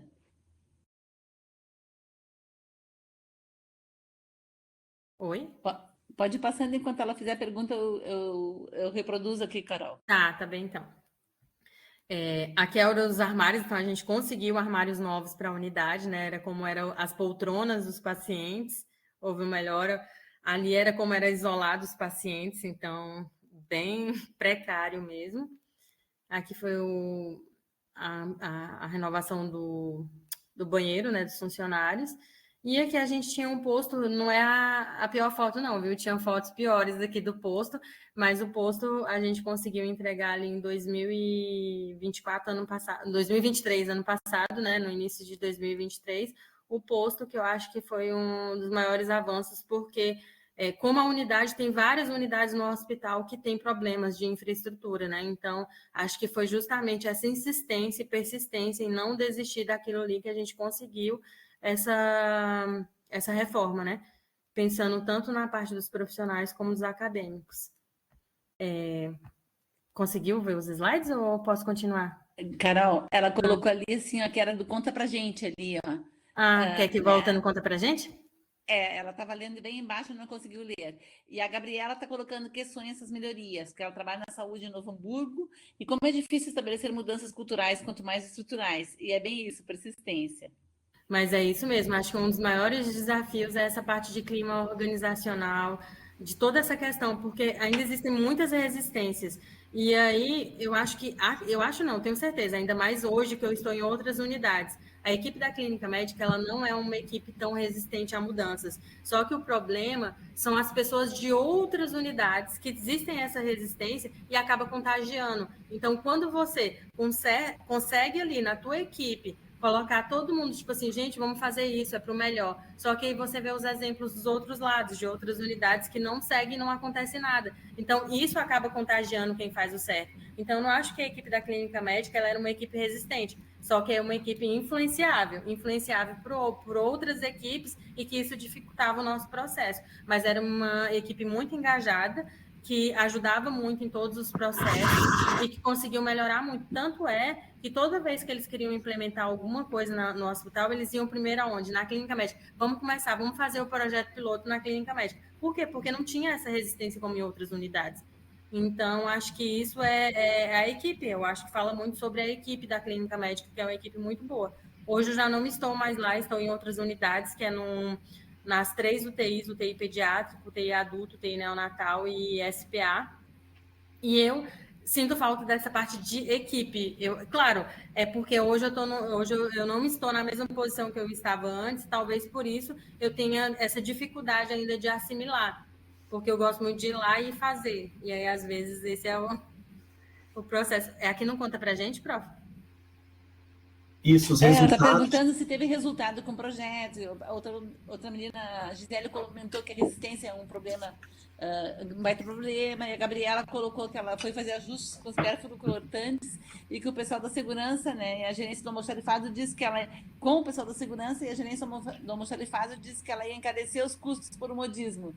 Então, assim, ó, é uma falta de conhecimento, né? Então, mostra assim, ó, que as pessoas que estão na gestão, elas deveriam ter capacitações e, enfim, né, serem capacitadas para entender essa importância, né, e quanto que isso dificulta. Mas quando a gente busca a teoria, quando a gente constrói toda essa, porque cada um de nós é parte desse processo. Então, se a gente está lá em alguma questão, a gente pode buscar os subsídios através do conhecimento teórico, de outros exemplos também, como esse próprio da Carol, aqui da aula, que está maravilhoso, ela contando toda a sua vivência, assim, né? Acho que ela falou vários pontos importantes para a gestão na área da saúde. Então, assim, que mostra quanto que é importante para que as pessoas consigam entender, né? Então, quando a gente vai com conhecimento, vai com as questões que estão dando resultado, né, Carol? Acho que a Carol, tanto que ela subiu de cargo, ela foi colocada numa outra unidade, porque pela visibilidade do trabalho dela. É visível, né, o que foi modificado na clínica. Acho que essa parte de capacitação ela é muito importante. A gente não recebe nenhuma capacitação quando a gente vai entrar como chefia. A gente não recebe uma capacitação, não recebe um manual, não recebe nada. Então, eu lembro como se fosse hoje. Carol, você quer assumir e tal? E eu assumi porque realmente eu estava com medo de que eu queria melhorias para a unidade, mas eu só recebi uma escala rabiscada. E aí, aquela escala, ela não se resumia à clínica médica. A clínica médica não era uma escala, era muito maior do que aquilo. Então, eu tive que, aos poucos, construir o processo. Fazer uma planilha para mim entender como é que era, para mim entender o processo, para organizar o processo. Então, aos poucos, eu fui construindo o meu modo. E cada um vai construir o seu modo de trabalhar, né? Vai ver, vai analisar e vai tentar trabalhar nas melhorias. E quando eu quis sair da clínica médica, eu quis sair justamente por quê? Porque eu já vi que eu estava... não é bem cômoda, mas eu já estava desmotivada. Eu não estava dando o meu melhor. Porque eu acho que quando você chega a um determinado tempo, tu não consegue mais visualizar as coisas. Então, tudo passa a ser normal. E, às vezes, não era normal mais aquilo que não estava bom naquele lugar. Então, eu acho que eu cheguei no meu limite e pensei, não, eu tenho que sair para dar oportunidades a outras pessoas que podem vir aqui e dar o melhor como eu dei lá no início. Hoje eu não estou dando. Então, acho que você também tem que saber o momento certo de você sair e dar oportunidade para outra pessoa vir. E é o que, tipo, a Kelly... tá aqui, ficou na clínica médica e tá dando melhor, tá dando uma cara para a clínica médica. Então, acho que é sobre isso. É você dar oportunidades, não você segurar um lugar, você dá oportunidades para uma pessoa que pode ir lá e fazer melhor por aquele lugar. Porque se você gosta daquele lugar, se você... E é isso, quando você entra como líder, não é para você ocupar cargos. Liderança é muito maior do que ocupar cargos, né? É você transformar vidas, transformar pessoas, transformar lugares. E quando eu entrei na clínica médica, eu queria transformação e eu já não estava transformando mais. No final, eu estava cansada, estava desmotivada. Então, eu acho que é sobre isso. Mas o conta pra gente, que eu esqueci de responder aqui. O conta pra gente, tanto é que várias pessoas pediram quando a gente terminou. Por que vocês pararam? Era muito legal, porque a gente tinha capacitações de todas as unidades, era CO, centro obstétrico, então a gente conhecia a realidade do outro, e entender o que o administrativo fazia, o que a enfermeira do CO fazia, então foi muito legal, foi uma experiência muito legal, só que acabava que consumia muito tempo, então toda quinta-feira era tipo assim, 2 horas da tarde a gente tinha que estar lá, e às vezes passava a tarde ali no conto pra gente. Então, enquanto a gente é gestor, a gente não consegue ter... Aí a gente foi diminuindo, vamos fazer de 15 em 15 dias. Só que aí vai vindo muita tarefa, muito a fazer, e a gente não consegue abraçar. Mas foi um projeto muito legal que a gente conseguiu. A Nara está te parabenizando aí pela sua exposição, Carol. A Gisele também está dizendo que exatamente que ela gostaria de ter um gestor que fosse líder, que tivesse interesse em saber do trabalho que realizam. A Diana está dizendo que está perfeito. Então, muito obrigada aí, Carol. Obrigada, muito obrigada. Só eu gostaria de fazer um comentário. Por conta do nosso tempo, que eu acho que eu e o Guilherme aí não fizemos um tempo, não nos organizamos tanto no tempo, pessoal, mas a gente queria compartilhar com vocês essas vivências maravilhosas, mas tudo vai ficar gravado, mas permaneçam aqui até o final para a gente poder fazer um fechamento, está muito legal as discussões de vocês, gurias. Parabéns e muito obrigada. Obrigada, desculpa que eu passei o tempo. Pode começar aí. Só conversar com a Carol, né? Acho que tem várias das ações que foram feitas, né? Tentando, mas trazer um pouquinho para a área realmente do gestor administrador, que não é um profissional de saúde, né? Várias das ações, né, foram feitas, não são soluções caras, né? Não. Lógico que tudo parte, o problema é o seguinte, tá um caos, né? E aí, por onde eu começo? Né? Então, o teu trabalho, assim, de seguir pelo PDE, né, pelo planejamento estratégico do hospital, vendo as prioridades, vendo as dimensões, identificando falhas problemas nessas diferentes áreas e começando a priorizar e usar ferramentas, né? Uma coisa, cara, que eu só fiquei na dúvida, assim, porque o pessoal não sabe o contexto, né, do hospital. A gente trabalha no hospital universitário, que está vinculado à universidade, mas que hoje tem a empresa brasileira de serviços hospitalares, que faz a gestão de uma rede de quase 50 hospitais universitários, né? Então, ela busca, ela desenvolve ou cataloga melhores práticas que são identificadas em um ou outro hospital e são compartilhadas e disseminadas entre os outros hospitais, né? Te pergunto assim, porque eu vi alguns dos formulários e tal, não vieram ferramentas prontas também, do tipo, olha, a gente está com um problema de, puxa, tem pacientes que não estão identificados no leito. Não, mas já existe a etiqueta com essas informações para a gente fazer, ou já existe um formulário para pesquisa de opinião, né? Ou para resolver determinado problema, já existe uma planilha que a rede montou. Infelizmente, a rede, eu acho que agora que está começando a trabalhar isso, que é trabalho em rede. Então, acabava que cada hospital fazia e trazia suas soluções. Então, tu ia trazendo tuas soluções. Mas acho que hoje eles estão entendendo que realmente a gente precisa trabalhar em rede, precisa ter uma solução única, né? Porque o problema que eu tenho aqui no HU FURG pode ser o mesmo problema que eu tenho ali no HU da Bahia. Então, por que não fazer a mesma coisa? O que a gente tem de formulários únicos, essas coisas, é mais a parte de divisão de gestão de pessoas, a parte do RH. Mas essa parte assistencial, a gente, pelo menos no início, a gente teve que caminhar mesmo sozinhos à procura de uma solução. Que com certeza seria mais fácil se a gente compartilhasse cada uma das coisas e chegasse no objetivo comum, né? A Kelly vai compartilhar agora o software que ela construiu aí, vai nos brilhantar também com seus softwares, né? No sentido assim, da gente ter para os alunos, né, que a gente vai buscar, às vezes, ferramentas que vão poder ser utilizadas para se implementar. Então, tudo isso facilita, ao invés da gente ter que partir do zero, né? Exatamente. Agora a fala está contigo, Kelly. Pode abrir o microfone. Só uma breve apresentação, né? Eu sou Kelly, sou enfermeira e estou hoje como chefia da unidade clínica médica, essa unidade que a Carol apresentou para vocês. Estou dando continuidade, né, no trabalho. Quando eu entrei na clínica médica, todo esse suporte que foi instalado pela Carol já estava lá. E aí, meu foco no trabalho foi de melhorar os processos a organização do processo de trabalho da enfermagem, principalmente ali dentro da unidade, né? E dentro dessa necessidade foi que surgiu a busca, né, pela elaboração de um software que atendesse a uma necessidade de muitos tempos lá já, da escala diária de enfermagem. Eu vou passar bem rápido aqui para vocês. Então, a justificativa para a realização, acho que passou um slide. Isso. O problema, né, que levou à realização desse software era que a construção da escala diária de enfermagem era realizada de forma empírica. Então, cada enfermeiro chegava na unidade e realizava a escala de acordo com as experiências que ele tinha. Então, a divisão dos pacientes, de acordo com a escala técnica que tinha naquele dia, era feita cada dia de uma forma diferente, né? Isso piorava muito o clima organizacional, porque a equipe técnica não entendia por que eles estavam com aquele paciente, o que tinha levado àquela divisão, se todos os dias ela era feita diferente. Então, tinha um enfermeiro que, na visão da equipe técnica, era o melhor, e tinha aquele que era o pior, de acordo com a divisão que ele fazia na escala. Isso prejudicava também o processo de liderança do enfermeiro ali diante da equipe, no turno de trabalho. Existia uma alta demanda de tempo, então, em média, eram 133 minutos por dia dedicado à construção dessa escala diária de enfermagem.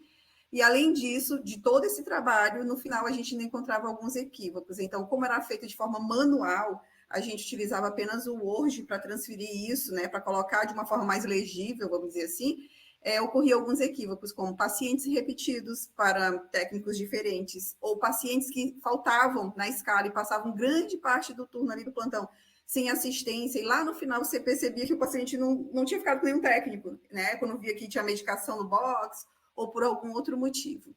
Além disso, os registros para a gente buscar o histórico dessas escalas eram bem mais difíceis por ser manual, né? Ficava no livro ali que a Carol apresentou para vocês e a gente tinha que buscar dia por dia para saber o histórico dos pacientes e dos técnicos.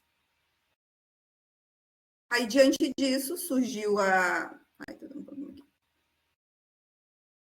surgiu a necessidade dessa escala, primeiro, porque a gente precisava trabalhar com o sistema de classificação do paciente, mas um sistema que não fosse só de registro, mas de aplicação na prática. Então, que eu classificasse esse paciente, mas que viesse como benefício, como melhoria ou como qualidade da assistência ali na prática, para uma gestão do cuidado seguro. E também a necessidade do desenvolvimento de uma tecnologia padronizada, já que a gente não tinha padrão nenhum, critérios muito vagos de uma organização informal.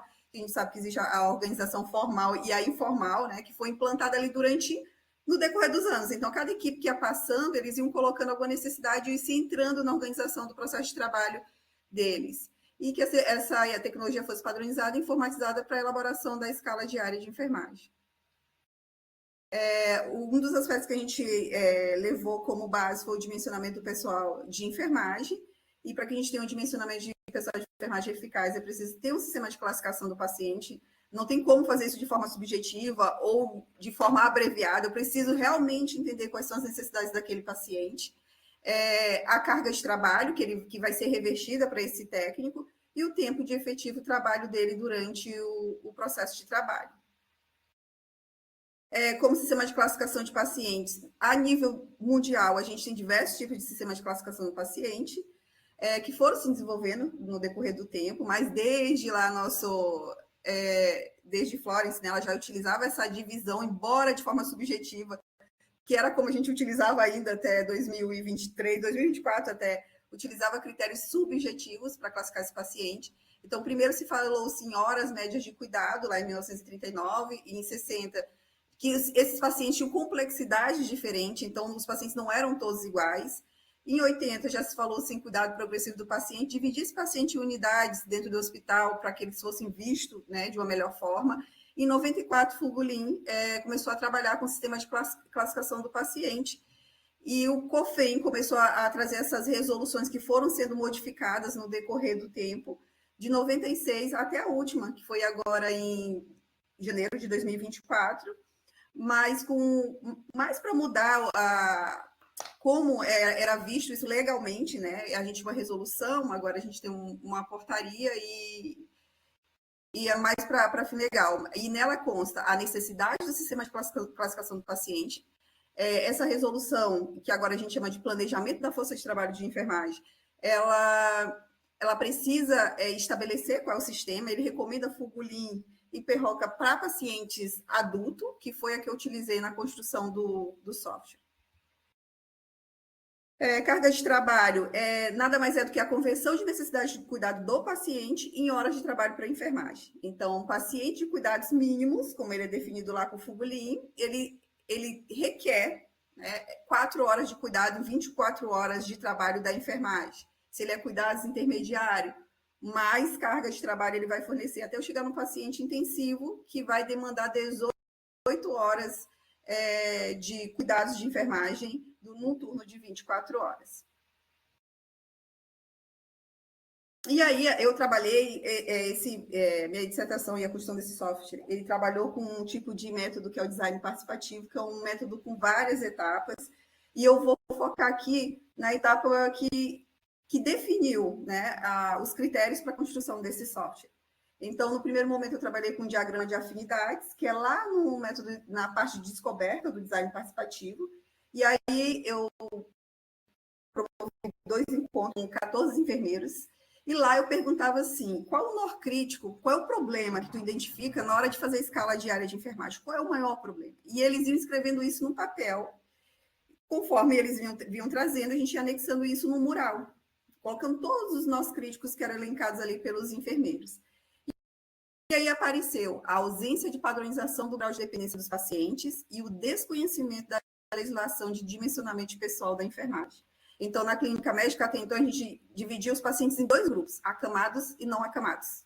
Essa era a necessidade principal. E as outras demandas, como medicações venosas, quantidade de antibiótico que aquele paciente faz, tipo de alimentação, se ele necessita de de algum tipo de oxigenoterapia, que demanda mais tempo, nada disso a gente levava em consideração, porque não tinha um sistema de classificação utilizado naquele momento. Aqui eu trago algumas falas, né, dos enfermeiros. Então, eles colocam, às vezes, por desconhecimento, é distribuído como acamado, o grau de dependência errado resulta na distribuição incorreta do paciente. E quando eu faço essa distribuição incorreta do paciente, eu provoco um desequilíbrio de carga de trabalho. E esse desequilíbrio de carga de trabalho provoca conflitos interpessoais, porque a equipe ela vai olhar para os pacientes dela, mas ela vai olhar para o todo, como os colegas estão naquele momento, distribuído na escala. Aumenta, né, as chances de a gente ter afastamento por sobrecarga desses profissionais, por insatisfação com o processo de trabalho. Outro nó crítico identificado por eles foi a distância entre leitos. Então, leitos muito distantes também é um problema na realização dessa escala de área de enfermagem, e a literatura traz isso, a distância entre leitos, como uma necessidade maior de deslocamento durante o turno de trabalho, e o deslocamento ele entra também como uma carga invisível de trabalho. Outro problema foi as admissões e transferências de pacientes que ocorrem no decorrer do plantão. Então, para quem eu vou dar esse paciente, com quem ele fica, e agora ele vai ficar distante, de que forma eu faço essa distribuição. Outro nó crítico foi a repetição de leitos. Então, na clínica médica, já existia uma organização informal de que deveria haver uma rotatividade desses leitos, principalmente por questões que a Nara trouxe, que a Carol trouxe, que é o tempo de permanência desses pacientes na unidade. Então, são pacientes que ficam bastante tempo e alguns deles demandam muito, e não só fisicamente, emocionalmente, psicologicamente daqueles que estão cuidando. Então, quando a gente faz essa rotatividade dos técnicos desses pacientes, a gente acaba aliviando e equilibrando outro tipo de carga de trabalho ali desse profissional. E aí, o que a gente pode fazer diante desses nossos críticos? O que esse sistema tem que ter que ele atenda a tua necessidade diante da realidade que a gente tem ali no local de trabalho? Então, o que ele tem que ter? A normatização, né? Um planejamento da força de trabalho da enfermagem. Então, deve existir um sistema de classificação. Então, se elencou-se a escala de Fugulin.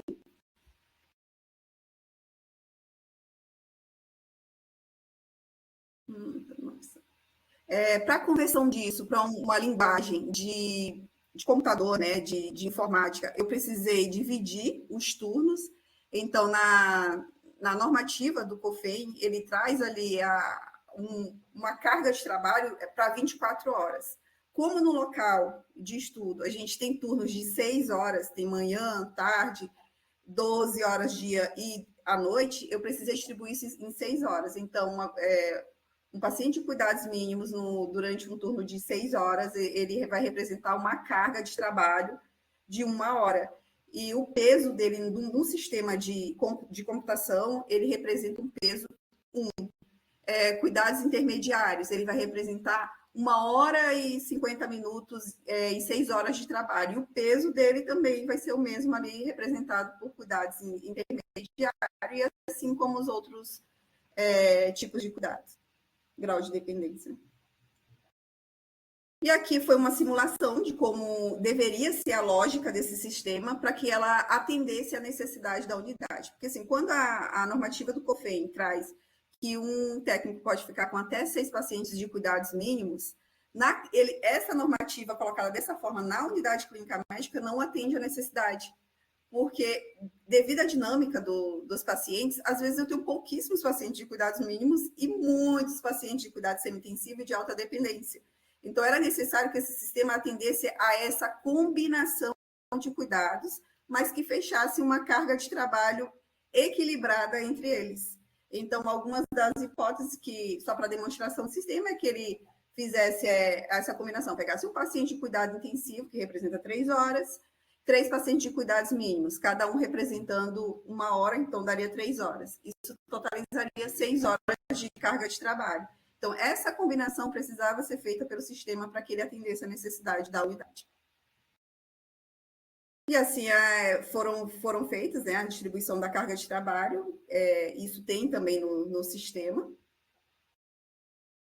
Outro critério foi o distanciamento de leitos. Esse aqui é uma simulação de como é a nossa organização no espaço da clínica médica. Então, a gente tem 2 postos de enfermagem, posto 1 e posto 2, que obedecem a uma mesma escala de enfermagem. E para que eu atendesse a questão do critério de distanciamento entre leitos, eu precisava vincular alguns leitos ao posto 1 e outros leitos ao posto 2, para que a gente diminuísse o deslocamento dessa equipe.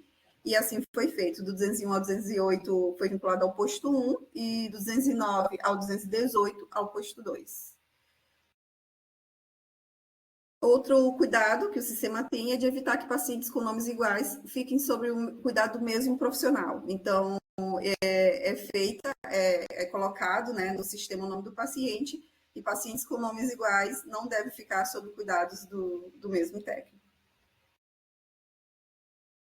E aí, o meu estudo ficou na fase de prototipação, né, aqui a nível de escrita, prototipação de baixa fidelidade. Então, seria um sistema que deveria ter um sistema de classificação do paciente, deveria ter uma outra página com escala de enfermagem, onde o enfermeiro fosse lá e selecionasse os técnicos que estavam disponíveis naquele dia, geraria uma escala com uma relação de técnico de enfermagem e leitos, e deveria ter um banco de dados com histórico de escalas, o extrato por profissional, o número de pacientes por grau de dependência, para que atendesse a necessidade da unidade. E o que foi que aconteceu durante o projeto? Durante o projeto, eu tive a oportunidade de participar da iniciação tecnológica, que é promovida pela EBSER, e daí eu tive o primeiro contato com alguém da ciência da computação, que era um acadêmico, que fez uma tentativa tímida de promover, né, a criação desse programa,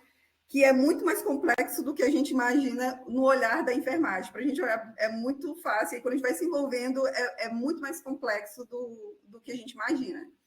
E aí não foi possível, e durante a apresentação desse projeto, no encerramento ali já da iniciação tecnológica, teve a participação de um representante de uma startup, e ele se interessou pelo projeto, e aí sim, a gente começou o processo de criação do software, que hoje ele já está na fase de projeto de viabilidade. Então a gente já está utilizando ele na clínica médica, na parte de testes, e fazendo os ajustes, né? E cada dia a gente começou, tem 15 dias, as testagens todos os dias. Nos primeiros momentos apareceram alguns problemas que eram normais para um sistema que está sendo testado, e que a gente vai melhorando a cada dia. Eu queria mostrar para vocês, mas eu não sei como é que eu faço para exibir minha tela?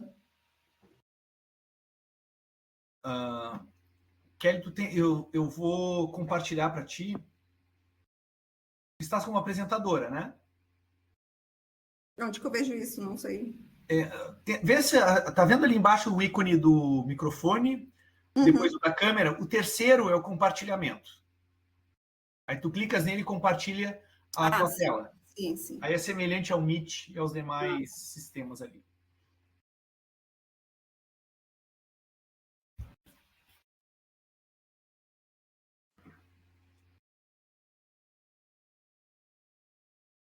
Ver se ele vai tudo. Vocês conseguem ver? Sim. Deixa eu botar aqui.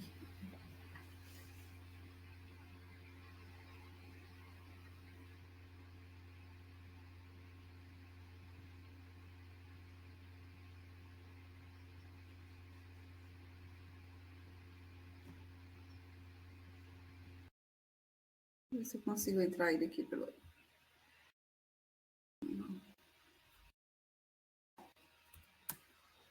Tá dando e-mail sem válido. Já fica salvo aqui minha senha, eu não sei o que aconteceu agora. Mas eu já boto aqui.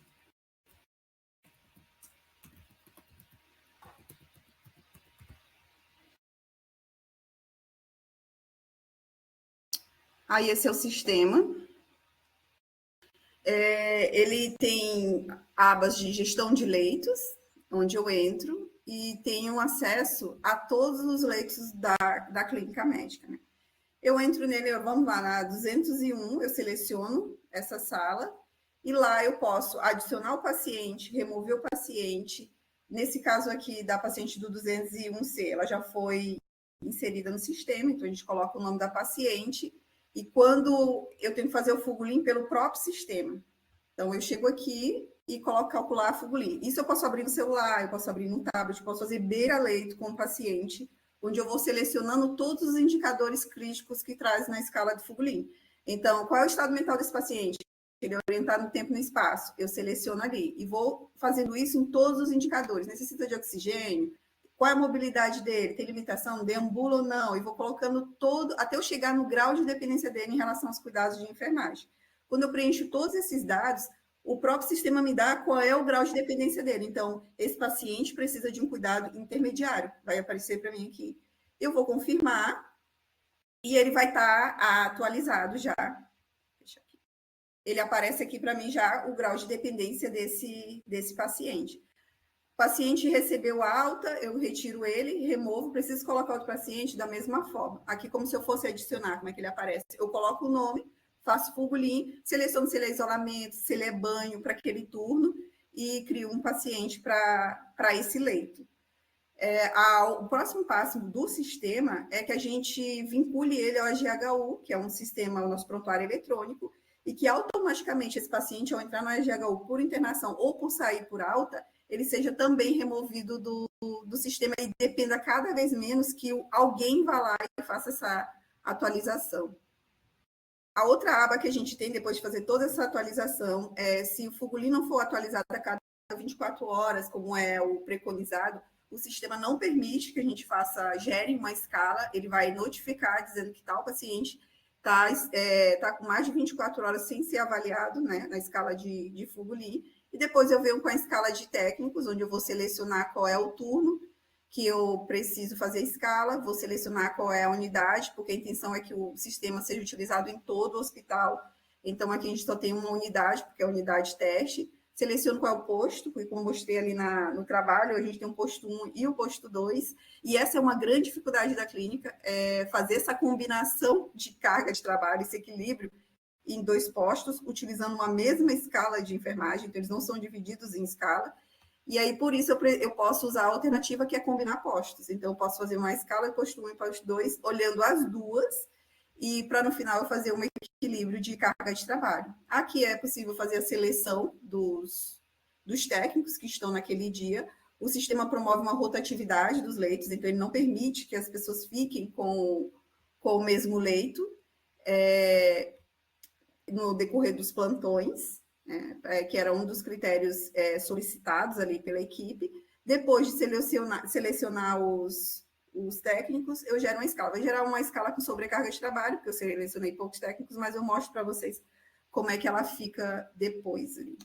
E aí eu tenho uma escala, e nessa escala aqui, o enfermeiro ainda consegue fazer algumas alterações, se forem necessárias, porque a gente sabe que a gestão de pessoas vai muito mais do que esse número exato, né, que o sistema vai me promover.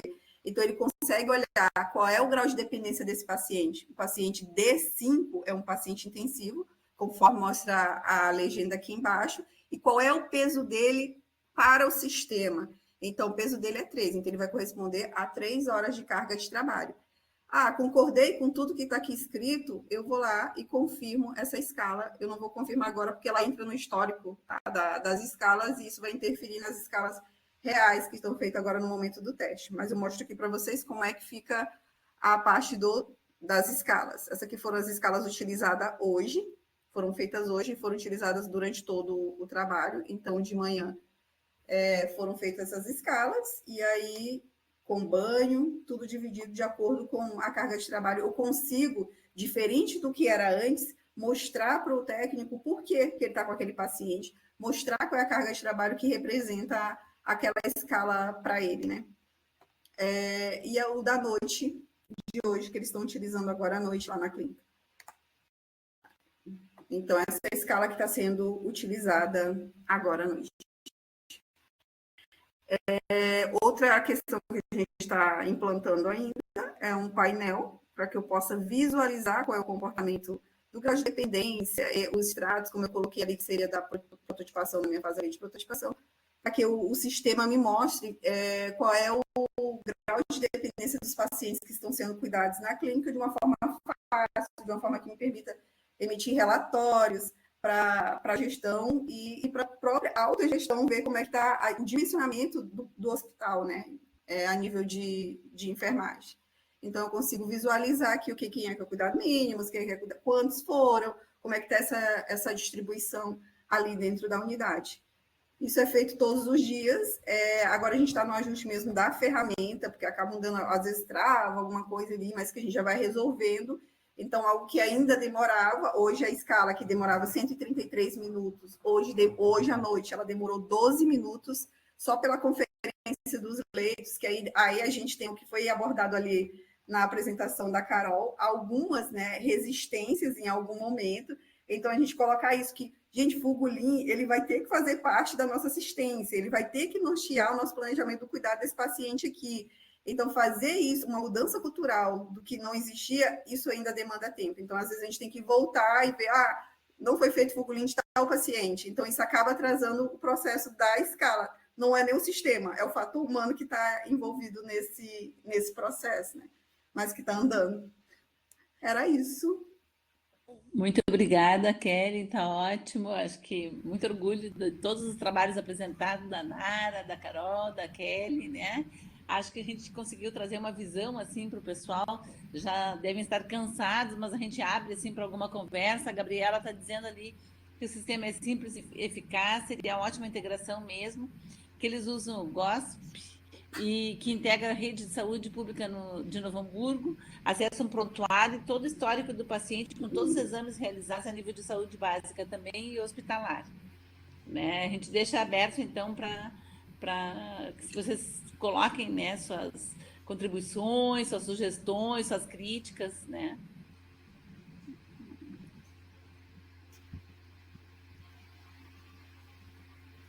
Muito obrigada, gurias. Guilherme, quer falar alguma coisa? Eu queria comentar, acho que muito legal também dar os parabéns para as 13 meninas que fizeram a apresentação, né? Eu acho que se a gente teve um problema que foi gerenciar o tempo, planejar o nosso tempo, né? Eu acho que a gente conseguiu alinhar bem as três webconferências que a gente fez, né? Mas falando sobre essa, né? Com o conteúdo que a gente se comprometeu a trazer nessa disciplina de seminário integrador voltado a seminário temático, né, voltado à gestão pública em saúde, que foi falar sobre as boas práticas. Né? Então, a gente conseguiu verificar vários exemplos de boas práticas que podem ser aplicadas na área de gestão em saúde pública, né?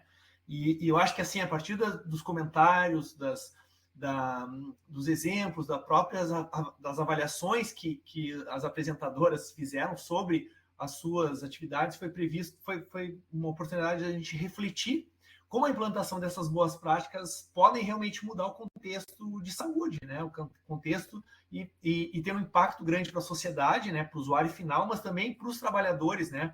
Porque a gente vai pensando quanto algo grande, acho que um pouco da mudança que a gente fala em gestão, né?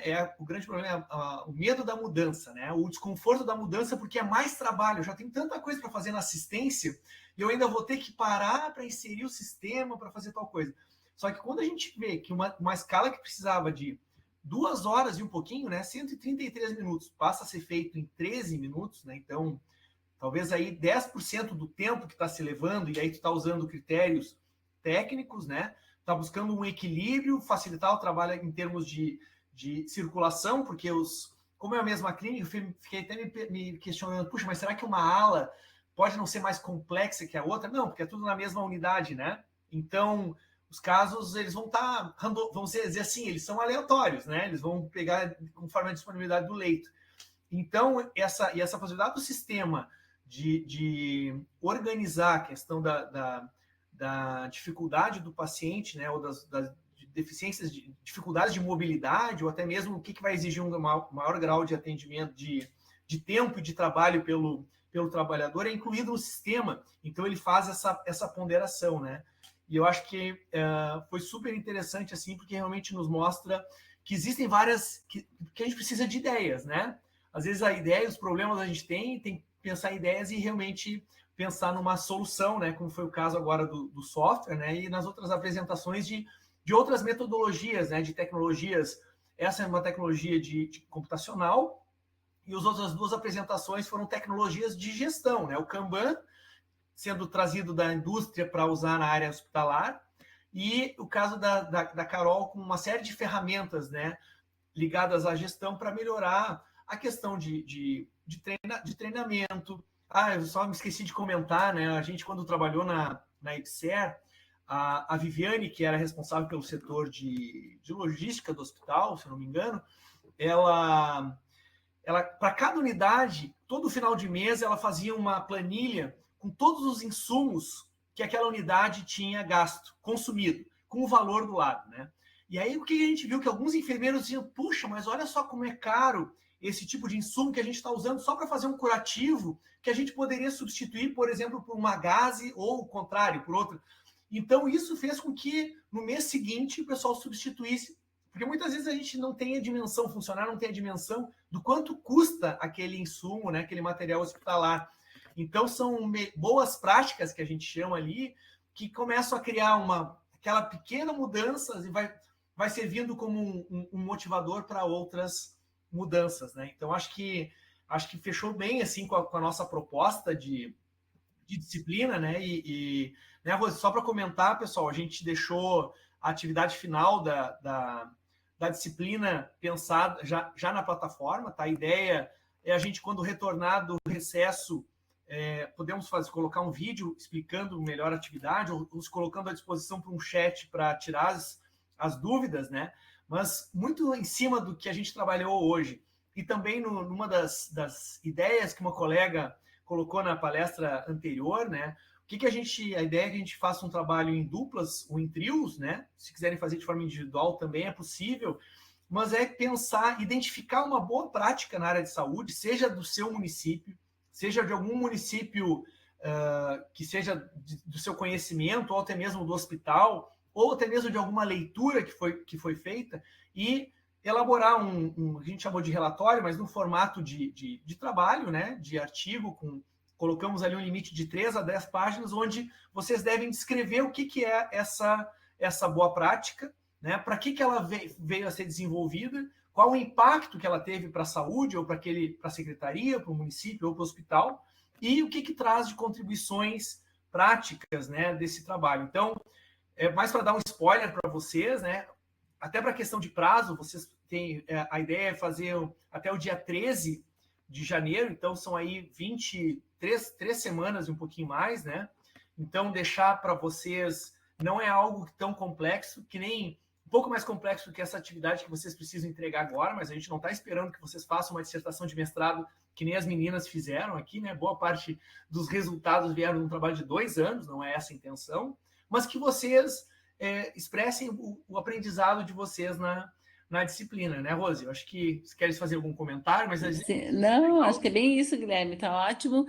O pessoal está elogiando aqui que a tecnologia ajuda a economizar muito tempo e o trabalho. O Eduardo está parabenizando as gurias, dizendo que ele é fã dos profissionais da saúde, que vocês são muito heroínas e que é um amor pelo que faz, pelas vidas, né? Então, pessoal, a gente...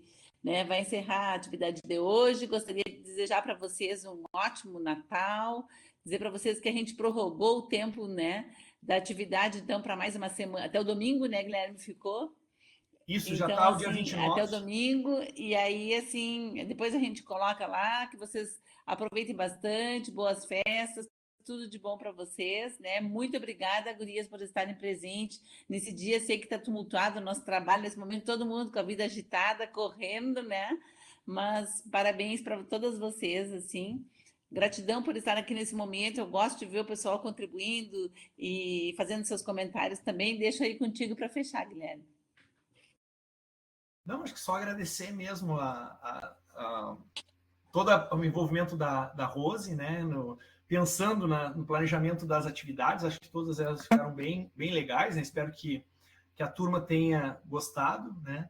E que realmente alguns de vocês aí se encantem por essa linha de de pesquisa, né, que é um dos eixos do curso, né, que pensa em desenvolver, seja o seu estágio, né, ou o trabalho final de curso, na área implementando alguma estratégia, né, ou alguma ação de gestão na área de saúde pública, né? Então, acho que é isso. Muito obrigado. A gente grava, estamos disponibilizando amanhã o material já no site, e quando retornarmos na primeira semana de janeiro, aí a gente faz alguns comentários, né? Porque certamente vocês vão ter algumas dúvidas, como sempre, né? Sobre os trabalhos. Então a gente comenta um pouquinho mais sobre o que a gente está esperando, ou se vocês às vezes têm, enfim, em cima dos questionamentos de vocês. Boas festas para todos, bom descanso. Abração aí para vocês, pessoal. Tudo de bom. Boa noite.